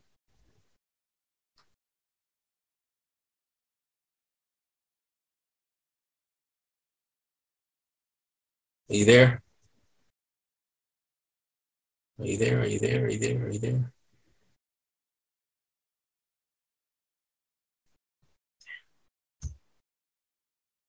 K2 is a little EMF device. Oh, you got me? Yeah. Okay. So my internet went out. Are you there? Oh, okay. Yeah. Okay. So you were at the point where you said there was one spirit that was dominating all the others. Yes. Can you pick up from there, please? I'm sorry. Sure. No, it's all right. So through like multiple EVP sessions and K2 sessions, a K2 is a device that has lights on it and interacts with potentially EMF spikes. And what we would do is try to have yes and no conversations by it's, lighting a light for a yes and a different colored light for a no. And we would have full-blown conversations with this thing. It was really interesting. So it got to the point where this spirit that was communicating through the K2 told us that there were like 50 or more spirits there that were being held by this one dominant spirit. Wow. And then we were inquiring, like, is it demonic? Is it a really bad spirit? And they basically answered like, no, it's just kind of like an asshole spirit, but nothing demonic, Right. So that made us feel better. Right. So, we wanted to document potentially seeing this activity with trying to get the spirit out. So we actually set up a little path of K2 meters that led to the exit of this salt, perimeter thing that we did. And I was outside and I had some team members inside and we had walkie-talkies and we were talking to one another. And I wanted to see if I could see anything outside, like leaving the house. And they wanted to see if they could see the K2 meters go off or if they could see anything happening inside while this cleansing was happening. So they would radio me and tell me, oh, one K2 meter just went off. And then, 5 feet down towards closer to the entrance, oh, the other one went off. Oh, the other one went off like it was leaving. And they're like, well, we think it's leaving right now. And sometimes they would hear the garage door rattle and stuff like that. But I wasn't seeing anything exit. And during one of those times where they said, okay, this K2 is going off now, this one's going off, we think it's going outside now, I saw these two pairs, a pair of legs, like step out and like turn and look towards me. There was no torso, no head, no feet. It was just the legs. It was really weird. And it was white. There were it sounds like a movie, but they were almost glowing, you know, right. Like there was a slight hue or glow to it or something. And it was just really weird to see them like turn towards me, and then they kind of just dissipated. So this went on, like this was a long process. Like this went on for like an hour, hour and a half or something. Are you recording this? Yeah, they're recording it. I'm recording it, you know, on the outside. They're recording it on the inside. They're not catching anything. I'm not catching anything. They can see K2 meter stuff happening. I think we might have caught a few EVPs like inside, but like I'm outside. And at one point while I'm outside, there's this field, or I mean, it's just the yard of this house that's beyond this garage. And it's just a grassy yard, you know, and there's a tree line perimeter, you know. And I look away from the garage and I look at the grass, and I can see that there's like a tree, like a black tree in the middle of the yard. I'm like, there's no tree there. Like, what? This is weird. And I'm just seeing this weird tree thing kind of wobbling, and it's black. It's like a black triangle in the middle of the grass. And it's, you know, 5-6 feet tall, and it's like wobbling a little bit, almost like it's a pine tree, a Christmas, like a perfect Christmas tree in the middle of the grass, and it's black. Yeah. So I'm like, what the hell is that? And so I radio to the guys. I'm like, yo, I'm seeing something weird out here. You know, so I explain what I'm seeing. And so I have a night vision camera, and I put the night vision camera up. I can't see it. I take the night vision camera down. I can see it. I bring it back up. I can't see it. I'm unable to capture it on camera.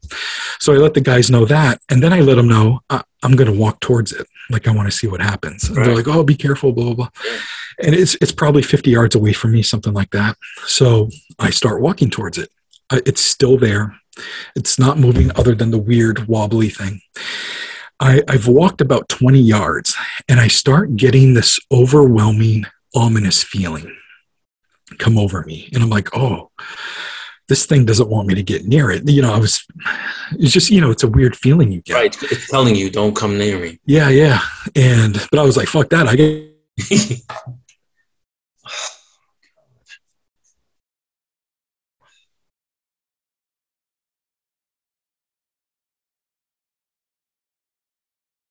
got to see what this is. Mad and a lot of swearing. You got me still? Yeah. Yeah, I got you. So I'm like, oh man. And I'm starting to get scared because it's really influencing my mind. You know, like, what's going to happen when I get to it? You know, if it's this mad, what's going to happen? So I'm probably 20 yards away from it now. So I'm closing in on it, and it blinks out. Damn. I'm like, what? I couldn't believe it. So I radio the guys, and while I was walking towards them, I'm on the radio, and I'm like, guys, I'm getting a really bad feeling. Like, I think it's mad at me. You know, I'm telling them that stuff. And then I radio, and I'm like, it just disappeared. It blinked out. I don't know what happened. I was like 20 yards away from it, and it disappeared. So I finally get to the area where I think it was standing. There's no tree. I don't know what it was. But eventually the people that were cleansing the place said, you know, we think the place is empty now. So I'm wondering if they forced that malevolent asshole spirit outside, and it was trying to stand its ground or something with me or whatever. And I approached it, or I challenged it, if you will, and it got the fuck out of there. I don't know. Right. No, but I mean, you won that battle because it left. Yeah. But were you able to check in to see, like, later on to see, you know? Yeah, and I think we were good. We were good for a good few years. And I was contacted by somebody else who is local to that area, who does ghost investigations. And they said, hey, have you ever investigated, you know, this blah, blah, blah, and it's this former funeral home? I'm like, yeah. And so, you know, we exchanged, you know, investigation stories and stuff. And they go, well, whatever it is back, or something else is happening. And they were kind of taking over at that point, you know, and I'm like, well, good luck to you. And it turns out this guy has really made a name for himself. And you can see him on YouTube now. It's called Ghosts of Carmel. Carmel, Ghosts of Carmel, Maine.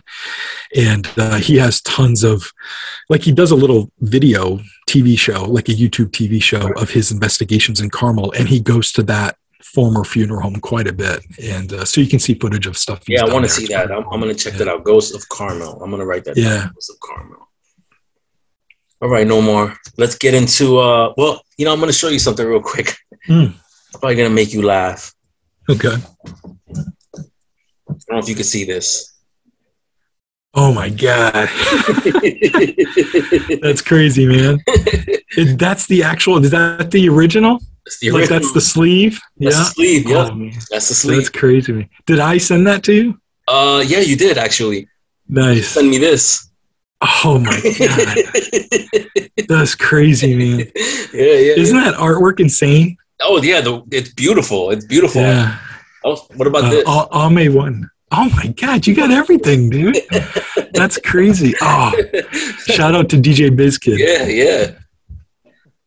What about that? Oh, the tools. That's me and Moshe. That's crazy, man. And last but not least, I don't know if you can really see it, but Sasquatch the Great Dying. Yep. I thought I was going to quit work after that came out. You thought you were done? That was it? Yeah. I'm going to make it after that release. One last That's crazy. Thing. I don't know if you could see it because it's a pretty big poster, but. Oh, shit. You signed it. I don't know. I signed it to you. Yeah, you signed it. You see? That's crazy, man. I'm a fan, dude. Come on. Awesome. You are, man. That's really cool.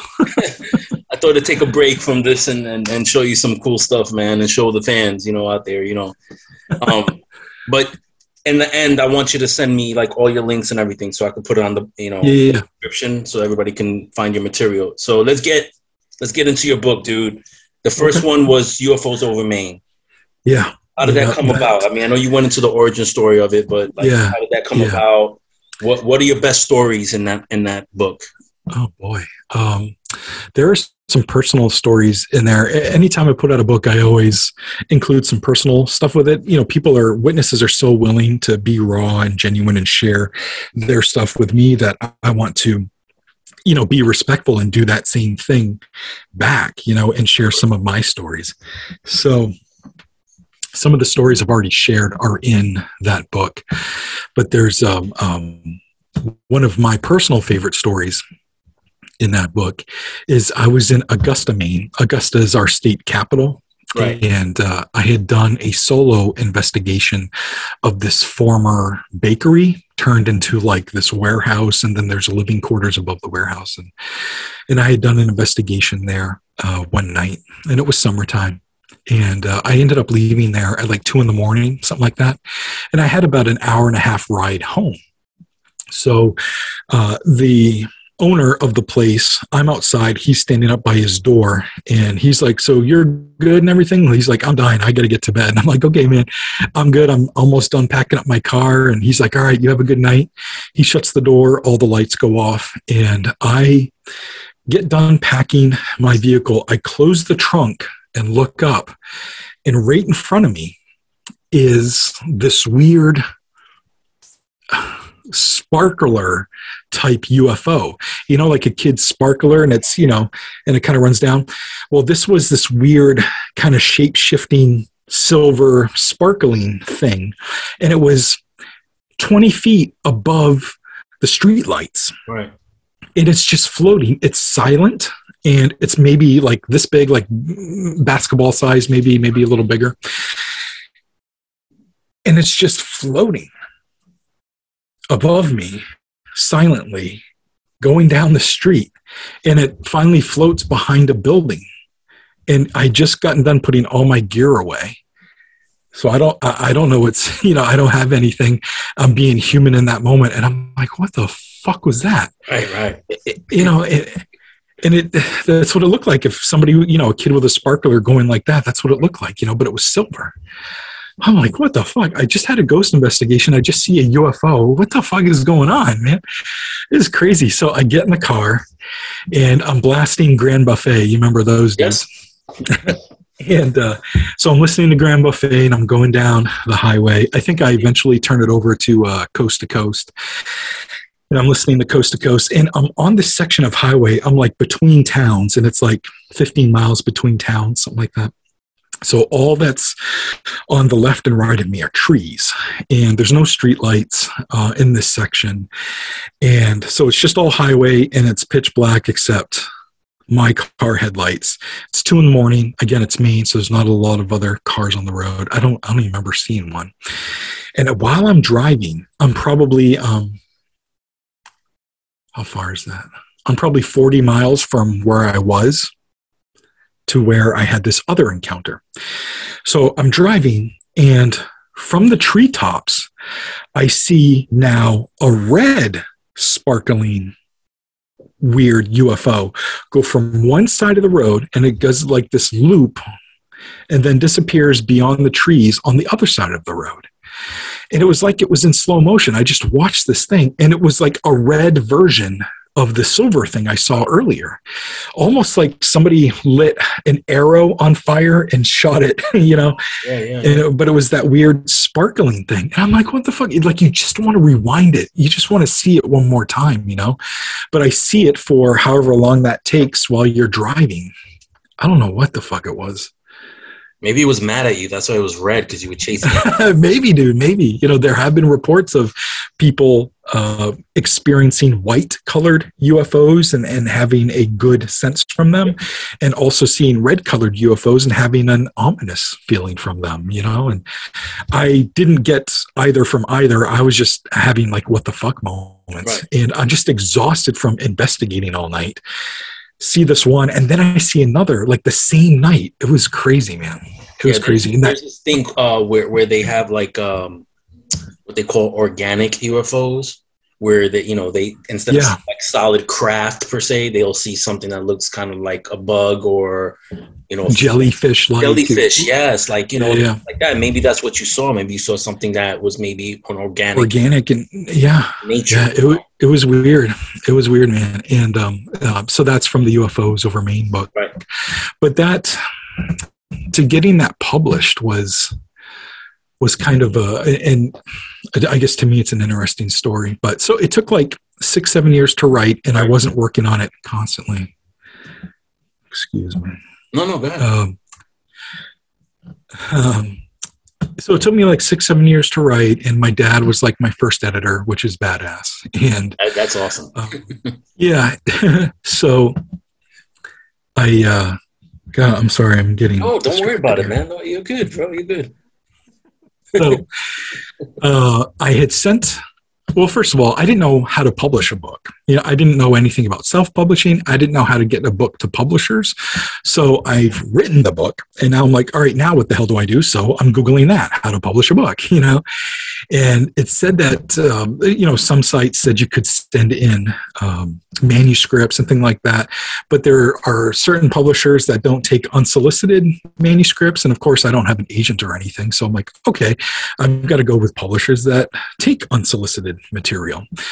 So I'm sitting there, you know, while I'm Googling, and I look over at my library of books on the paranormal, and I'm like, you dummy, just look at some of those publishers, you know, look them up, you know, who put those books out, especially the main ones, and see if there's something you can do there. So I go through a bunch of those books. I'm writing down all the publisher's name, and then I'm going to their websites and seeing what their submission process is. And almost all of them want you to submit like an outline and then some chapter samples. And I'm like, well, how do I do an outline? So I Google that, you know, and so I'm finding out how to do all this stuff like on the fly. Yeah, DIY. Yeah, exactly. So I send everything. I send about maybe 12 manuscripts, something like that, to, you know, 12 different publishers. Right. And some of them I don't hear back from. Some of them I got rejection letters from. And, you know, that all kind of sucks. And I'm like, well, I really want to put this book out. There's got to be a way I can do it on my own. And when you get these rejection letters, what are they rejecting? More so, like one in particular that I can remember, like they're always nice. They're just form letters. You know what I mean? There's nothing ever scathing in them. There's nothing ever helpful either. Right. You know, like what I could do differently, but it's just like, you know, your material isn't fitting what we're putting out at this time sort of thing, you know, like an easy way to let you down without making you feel bad, but also nothing constructive. So I got you. Ultimately frustrating. Yeah. So I Google self-publishing, and I come across CreateSpace, which is Amazon's former book publishing, self-publishing thing. It's now KDP. Kindle publishing or KDP. And you can do that in print and on Kindle. And they're now having a beta program for hardcover, which I did for one of my latest books. But anyway, so I'm like, oh, that's interesting. Maybe I'll just go through that. Now, there's still an approval process, at least at that time with CreateSpace, where the gods of CreateSpace have to go through your manuscript, basically looking for plagiarism, because they don't want to have their name associated with anything that's plagiarized. So it goes through this approval process. I submit everything, and it passes the approval process. So I'm like, all right, cool. I'm going to order a proof copy to see what this book looks like in print. And a proof copy, is just one printed copy of something that they send to you so you can see what the layout looks like in print form. A lot of times now it's done digitally with like a PDF proof, but back then they were doing print proofs. So like you make your own cover and you design the layout and the size of the book and, and all that stuff. And so I submitted all that, and then I ordered a proof copy. A couple weeks later, my roommate at the time calls me and says, hey, your proof copy came in. I'm like, oh, sweet. So I came home from lunch because I was excited to see what this looks like, and I'm literally getting out. I've parked at my apartment building. I get out and I'm walking to the door of my apartment. Ding, I get an email. I look at my phone, and it's an email from a publisher that says, hey, we loved your manuscript. We'd like to put your book out. Oh, right. Like, after you just did your, oh, wow. Yeah. So I'm like, this is crazy. So I read through their email, and it's kind of short and sweet. They're like, email us back and we'll get you the specifics, blah, blah, blah. But I'm like, what are the odds the same day that I get this proof copy in the mail? So I walk in, and it's sitting right there. Rip it open, and I'm looking. I still have a copy of it somewhere, and I'm looking. I'm like, oh, this is amazing! Like, this will look so awesome, Like, I definitely got to do it this way. So I grab the book, hop back in my car. I'm like, I got to show people at work, man. This is really cool. And for the rest of the day, for the next couple of days, my mind's just going crazy. Like, wait a minute, an actual publisher wants to put my book out. That would be a really cool thing and a cool experience to go through. Maybe that's what I should do instead of self-publishing, So I talked to some close friends, and they're like, do what you think is best for you. Again, ultimately unhelpful, but they did help me weigh some pros and cons, which is okay. So I finally made the decision, and it was only a few days. It was probably 3 or 4 days. I emailed the company back, and I told them I was interested. So that started a whole tidal wave of stuff for a published author, contracts, conversations on the phone. You get assigned an editor, you get assigned a publicist. And these are all things that I am not used to. Even doing music for like 20 years, I never got to this point. Because I had gotten signed, essentially. It's an independent label, if you will, being a small publishing house. In a way, it correlates to the music industry. Exactly, yes. A correlation that I was making in my own head. So it was a lot that I didn't know. I didn't understand. The contract was thick as fuck, and it was crazy to read through. It reads like Shakespeare, And so I mailed the contract to my dad so he could check it out and be like, yo, can you look through this and make sure I'm not signing my life away and stuff? And so ultimately what he looked through, he's no legal expert by any means, but his summation was, well, you're not going to get paid very much, but it is somebody that's going to pay to put your book out. They are going to distribute it wherever books are sold. And that's a pretty cool thing, especially if it's your first book, So that's my opinion on it. So now I'm weighing what Dad said, and I'm looking at other authors and reading about small publishing houses. So basically, if you're not like one of these large publishers that puts out like Penguin or something, the authors really don't make a whole lot, I'm like, okay, so this seems pretty common. I wonder if the pay is common. So I was looking at the pay, and I'm like, my pay scale is a little bit lower than some stuff I'm seeing online. But again, it's my first book, so I guess I kind of get that. Fuck it, I'm going to sign it. Right. So you can always go back to KDP. It's not like it's not exactly. Exactly. So, however, one part of the contract was I have a no compete clause, so I can't put anything out by myself or through another publisher unless they get first right of refusal for the next 5 years. Oh. That seemed like a long time, Yeah. So I still said fuck it, and I signed it because I really wanted that experience with a publisher. Now, that whole process, while it was a whole lot of hard work, because your manuscript, even though for me it was like 10 drafts deep, like this was the best of the best that I could produce on my own, you then hand it over to their editors and you're getting tons of notes back. They want it to be that, yeah. Exactly. Like they want it to be in your voice, so they're not going to write anything for you, but they grammatically go over it. They also make sure there's, that I'm using quotations correctly, that I'm using citations correctly and all that good stuff. But there are other things that they want you to take away or to add. Now, this particular publishing house, really nice, really great people. My editor was amazing. But my original draft was almost 300 pages. It was, like 40, 45 stories, something like that. And they really wanted to tone it down quite a bit. This particular publishing house puts out a lot of books on state-related things, like ghosts of Mississippi, UFOs over Texas, things like that. So they liked that I had a regional book, UFOs Over Maine, but they're not looking for a tome. You know what I mean? They're looking for something that's easily digestible. It's not going to cost them a fortune to put together, So they ended up whittling it down to, God, I can't remember the page count. Under 200 pages, so it was, and originally, how many pages was it? Almost 300. Okay. So that's not bad. So, well, to me it was, because I didn't want to, you don't want to let go. Yeah, exactly. So what I have since come to understand with publishing houses, because I've been with some different ones now, that when you sign the contract, it's their decision, not yours. You can voice your opinion, but ultimately they're going to decide. It even came down to them deciding which stories to exclude, which is really frustrating process for me. I would imagine. I understood that I was legally obligated to let it happen, but I was a little upset with myself that I signed that away, But they were good to their word. The book came out eventually. I think it was a year later, finally. It's such a long process. A year later, the book finally came out, but it was available everywhere. You could buy it at Walmart, Target, like all that cool stuff. Yeah, that's awesome. And it did, fairly well for a small book, anywhere between 1,000 and 5,000 copies is really good for a small publishing house, and I did in between there because I don't want to blast my numbers out there. But I understand.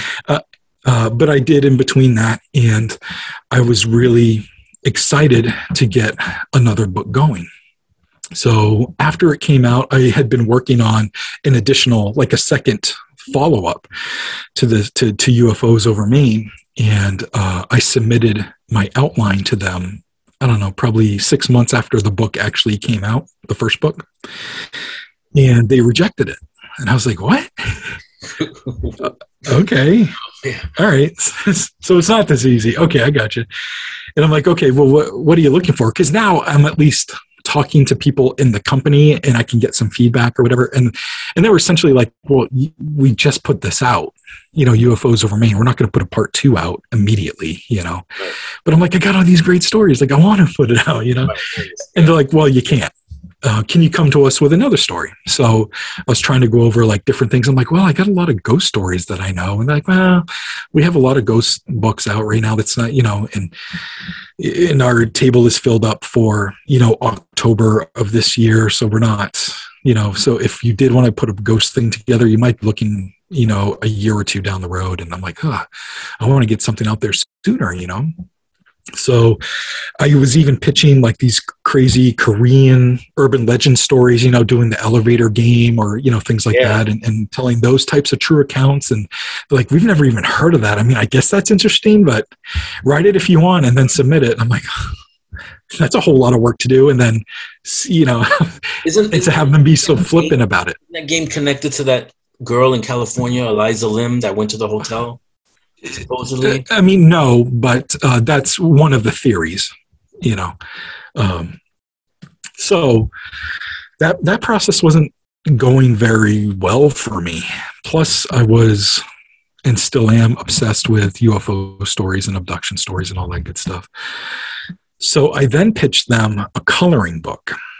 And the coloring book would be kind of like a short summary, like a page-long summary of like major encounters on one page.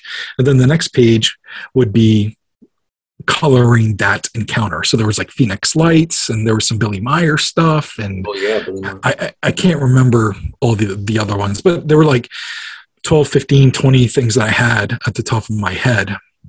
And so with 20 encounters, you're looking at 40 pages for a coloring book, because you got the summary on one side and then the thing to color. And I had actually hired Tiffany from Crayon Beats to do a lot of the vector imaging. Right. So I still have those files. They're really great.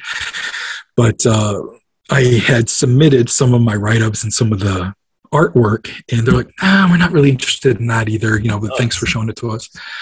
So now I'm kind of like 2 years into this contract, and it's going to be 5 years before I can be free. Be free, if you will.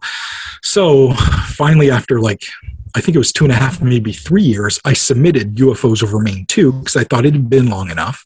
I submitted to them, and they rejected it again. We got too many UFO books out. And I go, okay, cool. Can I submit it to another publisher? And they said, yeah.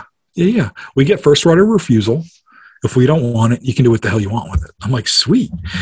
So I went back to my list of publishers. I had a little bit more knowledge in the game now, and I knew I wanted to get my money a little bit more right if I could.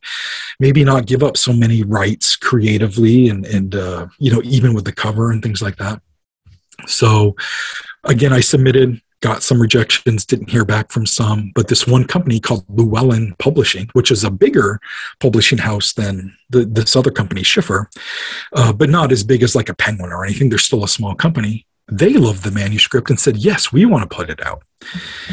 And so I looked over their contract. It wasn't thick as fuck, which was cool, but there was still a lot of jargon and stuff. So I made sure to let my dad read it, and I checked it out. And the money was a little bit better, but not by much. And again, you sign over all creative control. And when I say creative control, that just means they have final approval on everything. I don't like that, but I knew it was a bigger publishing house. And they were looking for 60,000 words. And 60,000 words essentially translates to 300 pages. So I'm like, yeah, that's what I'm looking for. Yeah, more up your alley. Yeah. So I'm like, okay, this is cool. And they assigned me a national publicist, if you will, meaning they have connections in all types of media, like from Sirius satellite radio, to the local people right in my hometown. You know what I mean? Like they covered a gamut of stuff. It wasn't just regional, so I thought that was really cool. So I signed with them, go through that whole year-long process again, get assigned an editor, get assigned a publicist. There's even a galley editor that's different than your other editor, which is an interesting process. And a galley is looking at your book as a PDF on what it would look like printed out, kind of like a proof copy, but it's all PDF laid out. Anyway. And so there was lots of back and forth, but they were really, really great to work with in regards to my input on stories to exclude or include and, blah, blah, blah. And it got to the point where they're like, you've reached the word count. We're loving this book. Is there anything else you want to include? I'm like, motherfucker, are you asking for more stories? Cool. So I'm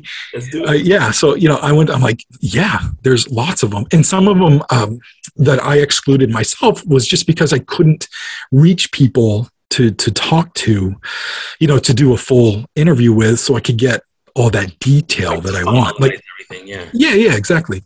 So I was still kind of having that hard time. So I asked them if it was cool if there were like 4 or 5 extra stories, but they might not be as meaty, but they're really great encounters, And they're like, yeah, absolutely. So I was able to throw in like 4 or 5 extra stories or something like that.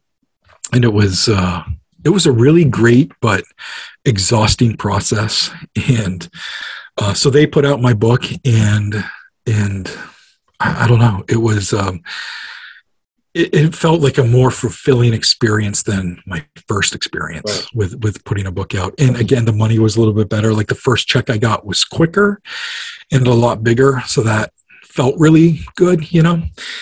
So I immediately start working on my next one. And they didn't have as many restrictions in regards to, you know, don't give us another UFO book, you know, until 2 or 3 years from now. It wasn't anything like that. They're just like, we get first right of refusal, send us whatever the hell you want. So I wrote this book called Granite Skies, and it's about a gentleman. It's about a gentleman named Mike Stevens from New Hampshire. So my previous books before this were collections of stories, you know, from around my state. This Granite Skies book would kind of be like that Allagash abduction book, where it's a book about one person. Yep. Yeah. And he's had a lifetime of encounters. And we were acquaintances, and I had gone down to this center that they would use for speakers, and they would use for group settings for like psychic mediums would get together and discuss things. And he also had a UFO support group, like an abduction support group. And that would all happen there. And I would go down and give presentations sometimes. And so I started to get to know him a little bit. But people would come up to me and be like, have you heard like what's been going on with Mike? You know, I'm like, no. And so I would get a little story here from someone. I'd get a little story there from someone. And they're like, yeah, he's been having encounters like his whole life. And you should really talk to him about it. So I go to the center one day, and he's holding this tablet, and he's like, you got to see this picture. And it's a picture of this cabin that I go to in New Hampshire. And there's a beam of light coming down from the sky. And they caught it on trail cam. He's like, you got to see it. So I look at it, and it's a fascinating picture. And it's in the print version of the book. But that's what it is. You see the cabin in the background, and it's a nighttime shot, and there's this beam of light coming down from nowhere. You know, it's really interesting. But that kind of opened the door for me to kind of talk to him about his experiences. And I'm like, I hear you've had a lot of stuff happen to you. And he's like, yeah, it's been happening my whole life, actually, since I was like 3 or 4 years old. And I was like, I've had an encounter, you know, since like 3 or 4 years old. Like, it's, you know, in my head, I'm like, maybe we're kind of kindred spirits. He's a really nice guy, easy to talk to, soft spoken, you know. So he shared a couple of stories, but I was out Ubering one night, and I was parked at a Burger King parking lot. And we were talking on Facebook Messenger, and I was like, are you available for a phone call? Let's talk. I want to hear these stories, you know? And he's like, yeah, sure. So I shut off my Uber thing, and we get on the phone with each other, and I end up sitting in that parking lot for like 2 hours.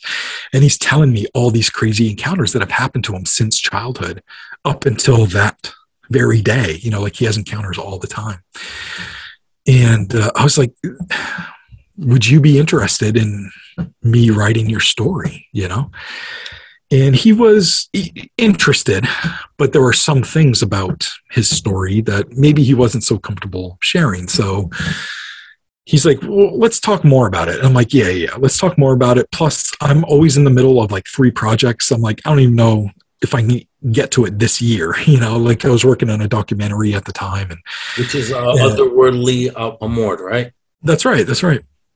So I was like, yeah, let's revisit it once I have more time, blah, blah, blah. So time goes by. We finally revisit it. I invite him up to Maine. I'm staying at a hotel in southern Maine because he's in New Hampshire.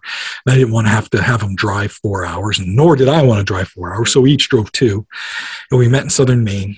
And he came to my hotel room, and we sat down and had a 4-hour conversation where I interviewed him. And he gave me more of the whole scope of his encounters. Fast forward 6 months, like I took all of I record everything. I also take notes, but I record everything on audio. So I transcribed a lot of it. I was taking a lot of notes from a lot of it over the course of a few months. And when I'd have some questions, I'd either call him or Facebook message him or something like that to clear something up, or just ask some follow-up questions. But then I wanted to meet again. So we met down at his office in New Hampshire, probably 6 months later, basically so I could interview him again. And, it's a technique just to make sure kind of everything sounds the same, is genuine, and maybe there's more details that I can get, Yeah, because you got to make sure you're getting legit story, Yeah. Yeah, and it's not a requirement for me to believe him, right?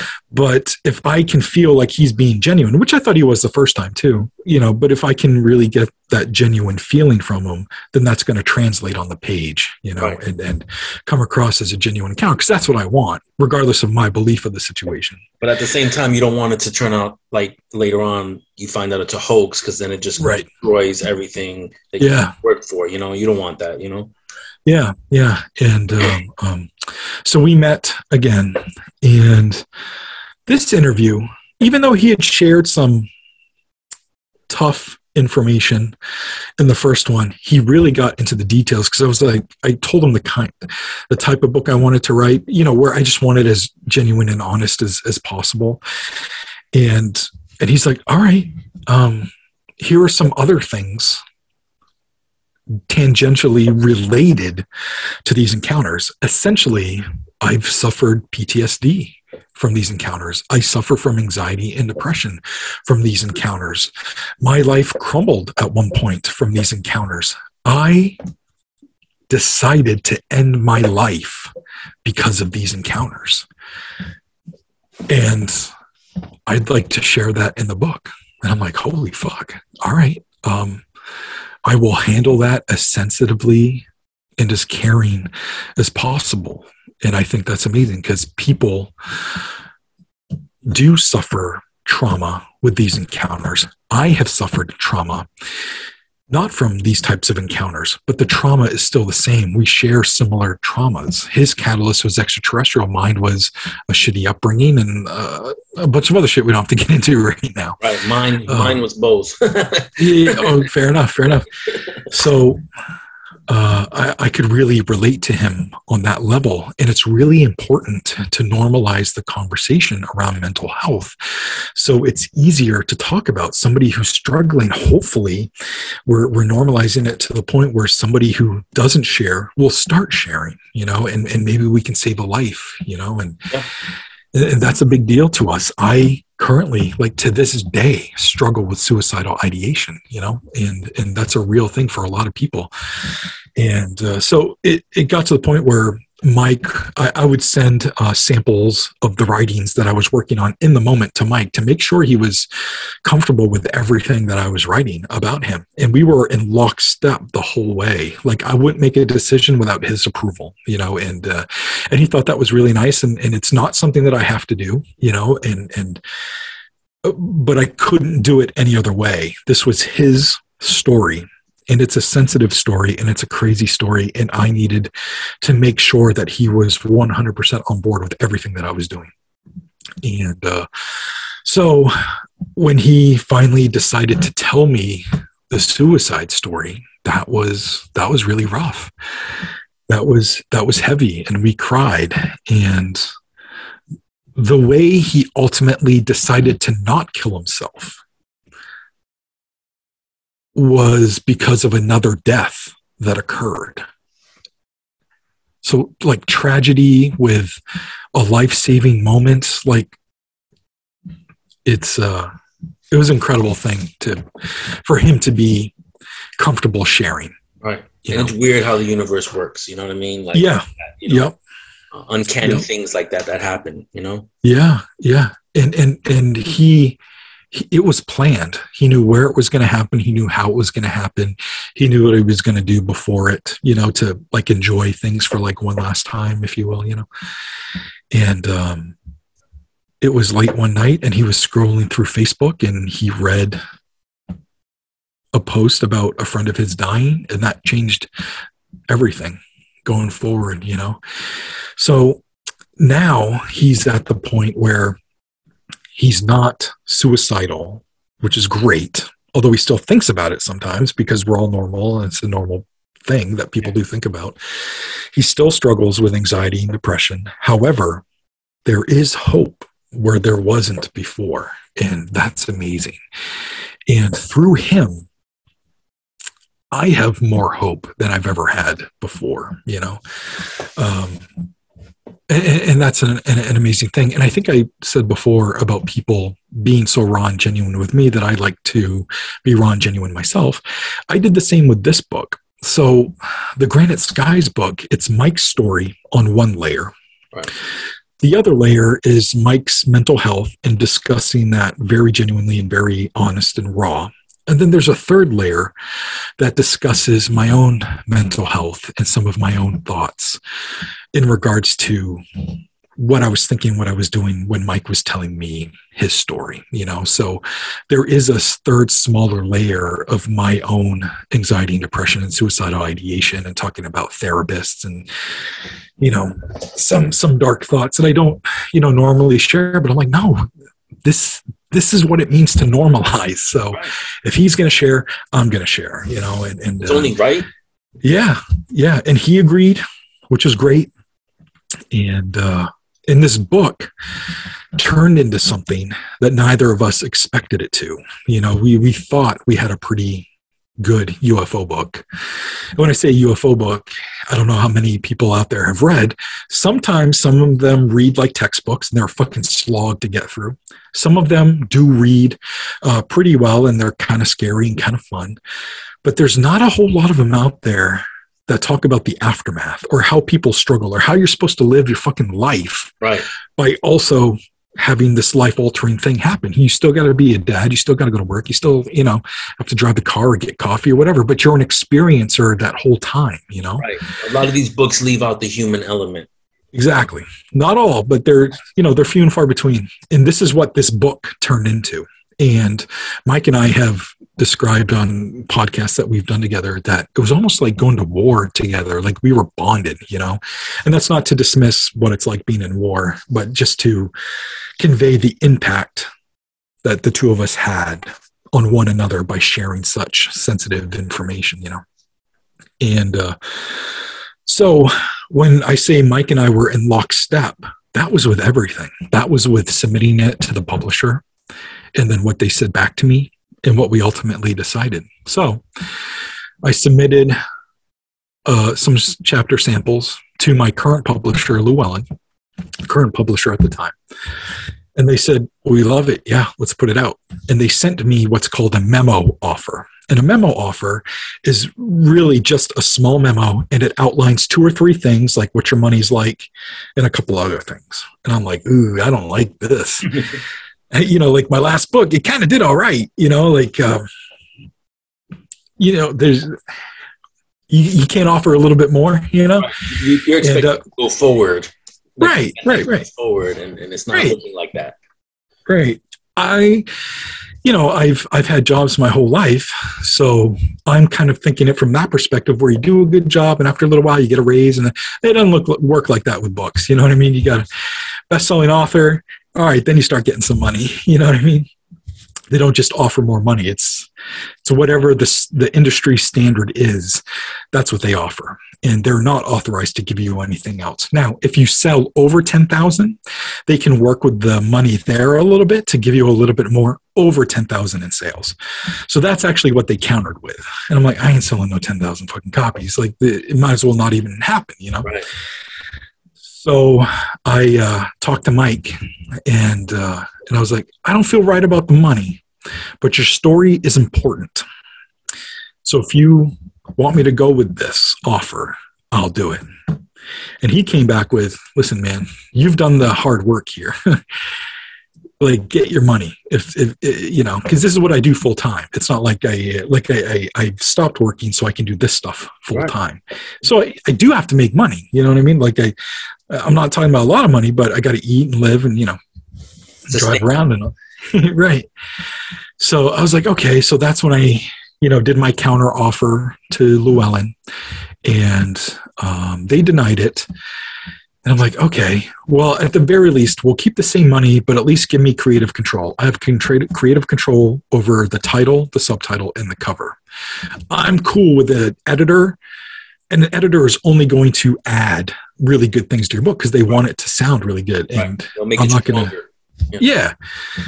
And I will never say I'm smart enough to, outdo like a professional editor. So I was definitely cool with the editing part, but I want final approval on a cover, title, and subtitle. And they said no. And I'm like, you're not willing to budge on money nor cover, title, and subtitle? And they're like, no, we have ultimate approval. Well, I have an artist friend that I like to hire to make really badass covers. I've used them a couple of times. And we had come up with a title and the cover. He did a mock-up, and Mike and I immediately in love with it. We didn't want to sacrifice that. That's what we wanted for the cover. So I went back to Mike and I was like, well, they said no. They want creative control over everything, plus they won't budge on the money. And I go, that's not my favorite thing, man. We love that cover. We love that title. He's like, I agree with you. Let's walk away. I'm like, are you sure you want to walk away? I'm still under contract. And since I'm still under contract, that means the book might not be able to come out for a couple of years, maybe 3 years, until I'm out of contract. And he's like, it's going to come out when it's supposed to come out.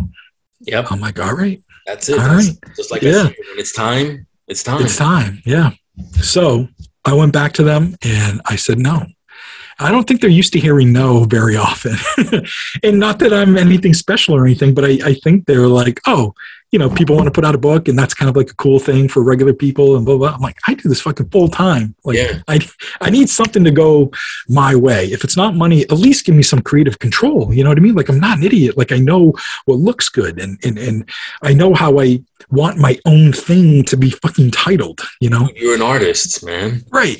And at your core, you're an artist at your core. Absolutely. Anyway, so they tried a couple of other things to get me to stay. They really weren't much of anything, but I appreciated their hands were tied, and so ultimately I passed and I said, is there any way that I can put this out with somebody else? Because I'm still under contract for 2 years. And they got back to me, I think it was 24 hours later. They got back to me and said, we give you our full blessing to go put the book out someplace else. We'll let you out of your contract. I'm like, what? Wow. I couldn't believe that they were going to allow us to do that. So I immediately called Mike, let him know the good news. I'm like, well, I said no, but they let me out of the contract. We can put the book out ourselves if we want. And he's like, holy fuck, really? So I started the whole process with KDP. Right. To try to get the book out as soon as possible. So I think that was another 3, 4, 5 month process to get everything where we wanted to get it. Because now, since I said no, I didn't have their fancy editors. I didn't have their publicist. Yeah. So this was doing everything myself. And I hadn't done that in the book world yet. But I've been doing that for 20 years in the music world. Right. So I know how to do DIY. Right. So we've got a good friend who's also a writer and asked her if I could pay her to edit the book. And she said, you have me on your podcast or something, we'll call it good. I'm like, okay. That's so now I got an editor, and then I hired that dude to do the cover, and it all came together, and we finally put it out in January of 2021, I believe. And we put it out during the pandemic, which was ridiculous. No, it wasn't January of 2021. It was August of 2020. Sorry. And so putting it out during the pandemic seemed like a really crazy idea. But Mike and I, we're like, this is what's supposed to be happening right now. Like, this is all part of the process. And there's a crazy thing going on in the world right now, but that's the perfect time to put art out there. Actually. Yeah. Because during that time, the pandemic, we're all supposed to stay home and not go out, but people were seeing a lot more UFOs during that time. Yeah. So I think it was a perfect time for you to put something like that out. Yeah. So we did it our way. And doing it our way was more financially rewarding because Amazon pays a lot better. Now, since using Amazon and going through that process and being where I'm at in life right now, I'm like, I should have used a local publisher, like a local print shop, to put the book together. But that costs a lot of money. It cost, for the amount of pages and the kind of size that we were doing, we're looking at about $6.50, $7 per book to manufacture. To manufacture, yeah, that's a lot. That's a lot of money. Yeah. Now, I want to sell them for $12.99, $14.99, something like that. And so that's a lot of money to put up front to get, I don't know, 100 copies or something like that, just to get started with. So that's a lot of money for that. Not to mention we have to ship everything out.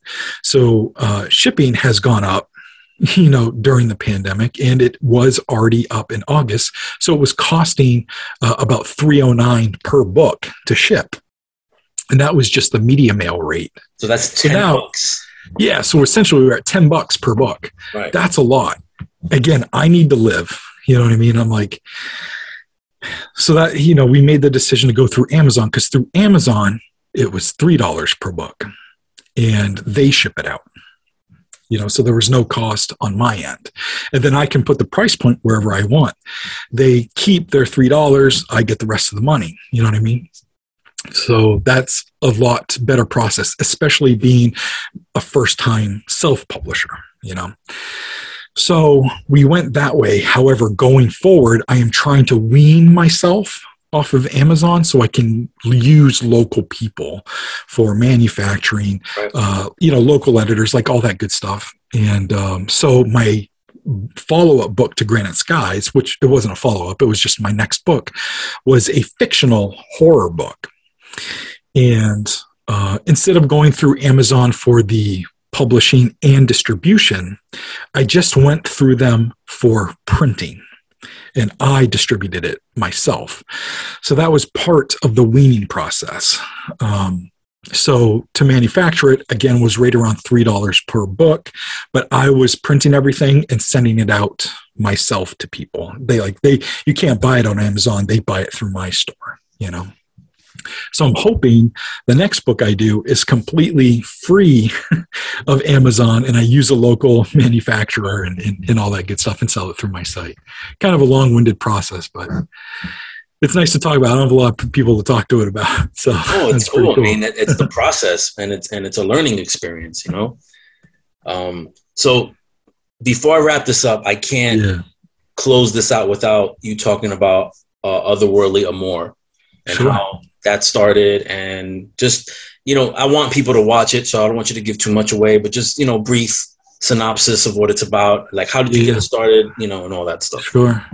So I had done a previous documentary called Abducted New England, and we were doing an open house at actually that same center that Mike Stevens, the guy who wrote the book about,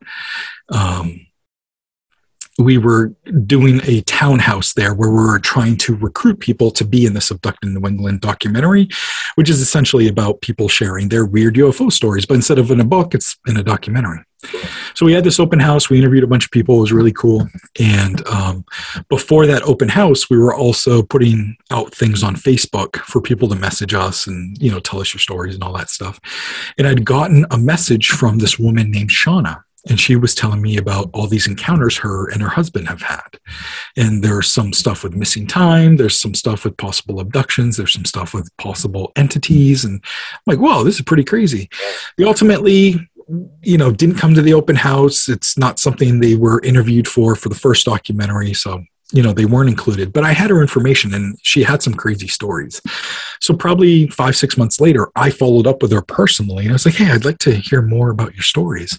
So she shared some more of her stories. And again, they were continuing to be pretty fascinating. And I was like, would you mind if I came to your house and interviewed you and your husband about, all the encounters you had? And sure. So we set up a time. I go down probably 2 weeks later.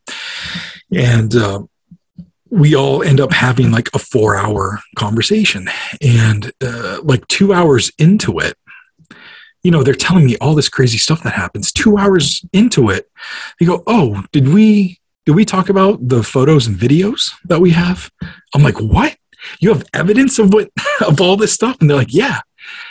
get it out. Let's look at it, So he pulls out the laptop and there's hundreds of photos, 50, 60 videos of all these crazy lights in the sky and weird shapes in the sky and EVPs of really weird things.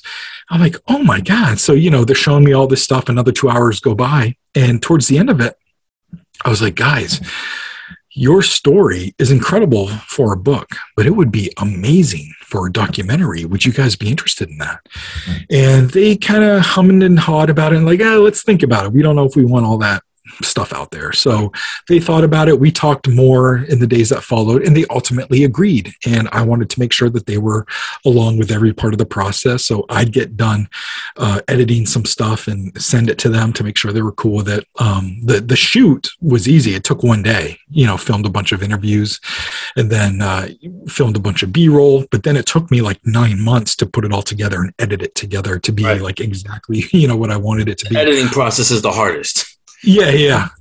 Super meticulous. I love it, but super meticulous. And it can be expensive as well, to do certain things. And I was on a shoestring budget, so I wasn't able to do a whole lot. There were more things I wanted to do, like graphically, with effects and things like that I wasn't able to do. But finally ended up editing the documentary, getting it done, and they were very happy with it. And essentially it's their story. They're a couple from southern Maine who have been having otherworldly encounters separately as children. Now together as a couple, they've continued to have these crazy encounters together. And a lot of them are extraterrestrial. Some of them are more haunting in ways. But the first part of the documentary is them sharing stories. The second part of the documentary is all of the evidence to go along with a lot of these stories. It's about 41 minutes long, and it's available on Amazon Prime. I saw that today. Do they have any pictures of like entities, or is it just no pictures of entities, unfortunately? But they did report that they have this little weird. They describe it as like a sprite kind of creature that runs around their house sometimes, inside the house, outside the house. Josh was accosted by it one night, like he heard it running up the driveway really quickly at him. And then the next thing he knew, he's laying down on the lawn and he's looking up and he sees a UFO hovering over the house. Shauna was outside with him, but now she's gone. Wow. He's like, well, where the hell did she go? So he kind of like snaps out of whatever trance he was in, and he runs inside and he's like calling out her name, and she's nowhere to be found. So he calls her and she picks up the phone and she's laughing and it like hangs up. And he's like, what the fuck's going on? So he calls her again. He's like, where are you? Tell me where you are. And she's like, I'm outside, and hangs up again. He's like, what the fuck? So he runs through the house, opens the sliding glass door, goes outside to the backyard and then the woods area. He's not seeing her in the backyard anywhere. So he's calling out for her. He's now running through the woods now. He's like, Shauna, where are you? And he keeps running and he runs past her. He sees her, out of the corner of his eyes as he's running past her. And she's sitting down with her knees up to her chest, leaning against a tree. And she's kind of like dazed and laughing. And he's like, what the fuck happened? How did you get here? He's like, you were at the front door.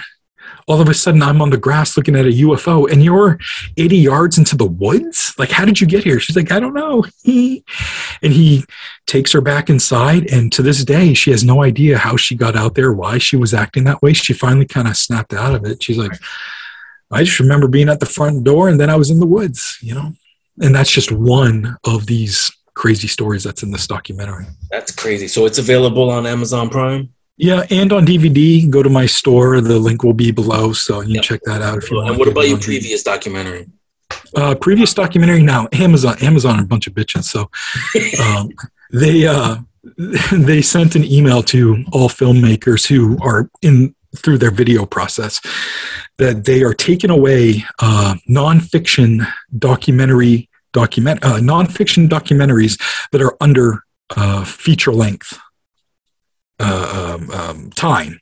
Right. They're pulling them off of Amazon. So you really essentially can't have anything that's under an hour unless it's performing well. So you're not grandfathered into anything. So if I'm to make a new documentary, it's got to be at least over an hour. And if what I have on Amazon Prime right now dips in viewership, then they'll pull it. So they pulled Abducted New England. They pulled that probably 6-9 months ago or something. But Otherworldly Amor is still on there, which is amazing. It used to be free with Prime, which is awesome, meaning you didn't have to rent it if you had Prime. And it's gotten like 300,000 views or something, which blows my mind. But they pay like 2 cents per viewing or something. So it's definitely not a moneymaker, you know what I mean? I'm going to be renting that probably tomorrow. Cool. That'll be my lunch, after lunch, I'll watch it with the kids. I appreciate it, man. Because what's cool about if somebody rents it, I get like most of it. I think I get like 80% of it or something. But the free on Prime with just free views, it's 2 cents a view, which is crazy. But anyway, so that's on Prime for now. If and they don't even tell you what their standard is. They can just pull it. So when did you do your first one, your first documentary? When was that released? 2018, I think. 2018. So I'm thinking if they're worried about the time part of it, maybe you can do an anniversary edition and add extra. Oh, yeah. Then just put it just over an hour to where they want it. That way it's right. Up, Yeah, that's not a bad idea. That's not a bad idea at all. Well, okay, so we're going to wrap this up, dude. What I need to know is what's in the future for Nomar Slevik, both artistically and in the paranormal. What are we going to see from you, dude? Well, those are fully melded together at this point in my life. So more content creation, I have 3 or 4 book projects that I want to work on. I also have my own podcast. It's on season 5 right now. So that's something I work on every year. What's interesting about that, or what's different about it, is it's not like a weekly podcast that I do. It's a podcast where I release a full season all at once, like Netflix style, Right. So towards the end of every year, I start researching, writing, and then recording and editing my podcast. I do anywhere from 10 to 14 episodes. January of the next year, I drop the season, and they all come out at once, and you can binge them or, listen to however you want to listen to them. Right. So that's, I'm still going strong on that, which is cool, but writing more books. I do want to do a new documentary. I already have a couple of projects in mind, but that shit's really expensive. So if the money's right, I'll do them. If not, then I can't, Audio-wise, I produce a lot of the music that's in the background of my documentaries. Also, with books that I put out, I do like to do an audio companion with it. And I did that with the UFOs Over Maine, and I did that with Granite Skies. So there's a cassette for Granite Skies that people can get, and it's like songs inspired by the book, stuff like that. So always working on music, always working on something creative, and if I like something enough, hopefully I'll put it out there. But yeah, more books that's my big thing. That's my bread and butter. Right. And B, I mean, when I'm in the midst of writing a book, it's the only thing I can think about. It's the only thing I want to work on.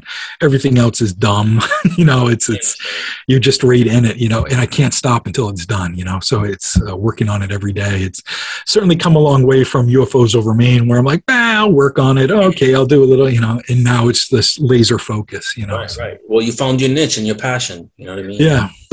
And you're doing a great job, And I'd also like to say I'm a big dumb idiot. And if I can write a book, then anybody who's watching, y'all can write a book too. So if you want to, please do it. If you want any help, hit me up. Right. You're not an idiot. You're not an idiot, bro. I don't have idiots on my show, man. So you're not an idiot. Fair enough, man. Thank you. I got you.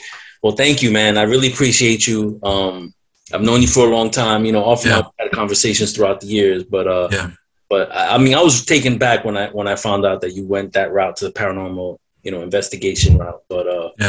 But thanks for everything, dude. And I'm gonna put if you could send me the information of where you want people to go to, I'll put that in the description below. And you have a great night, my man. All right. Yeah, you too. Thank you so much for thinking of me, having me on. And man. And you were one of the first persons that would review my CDs, my albums honestly, and would hear it for what it was, flaws and all. And I really appreciate it. So thank you. Yeah, no worries, man. I don't deal with whackness, man. I appreciate it, homie. Have a good night, my man. You too. See ya.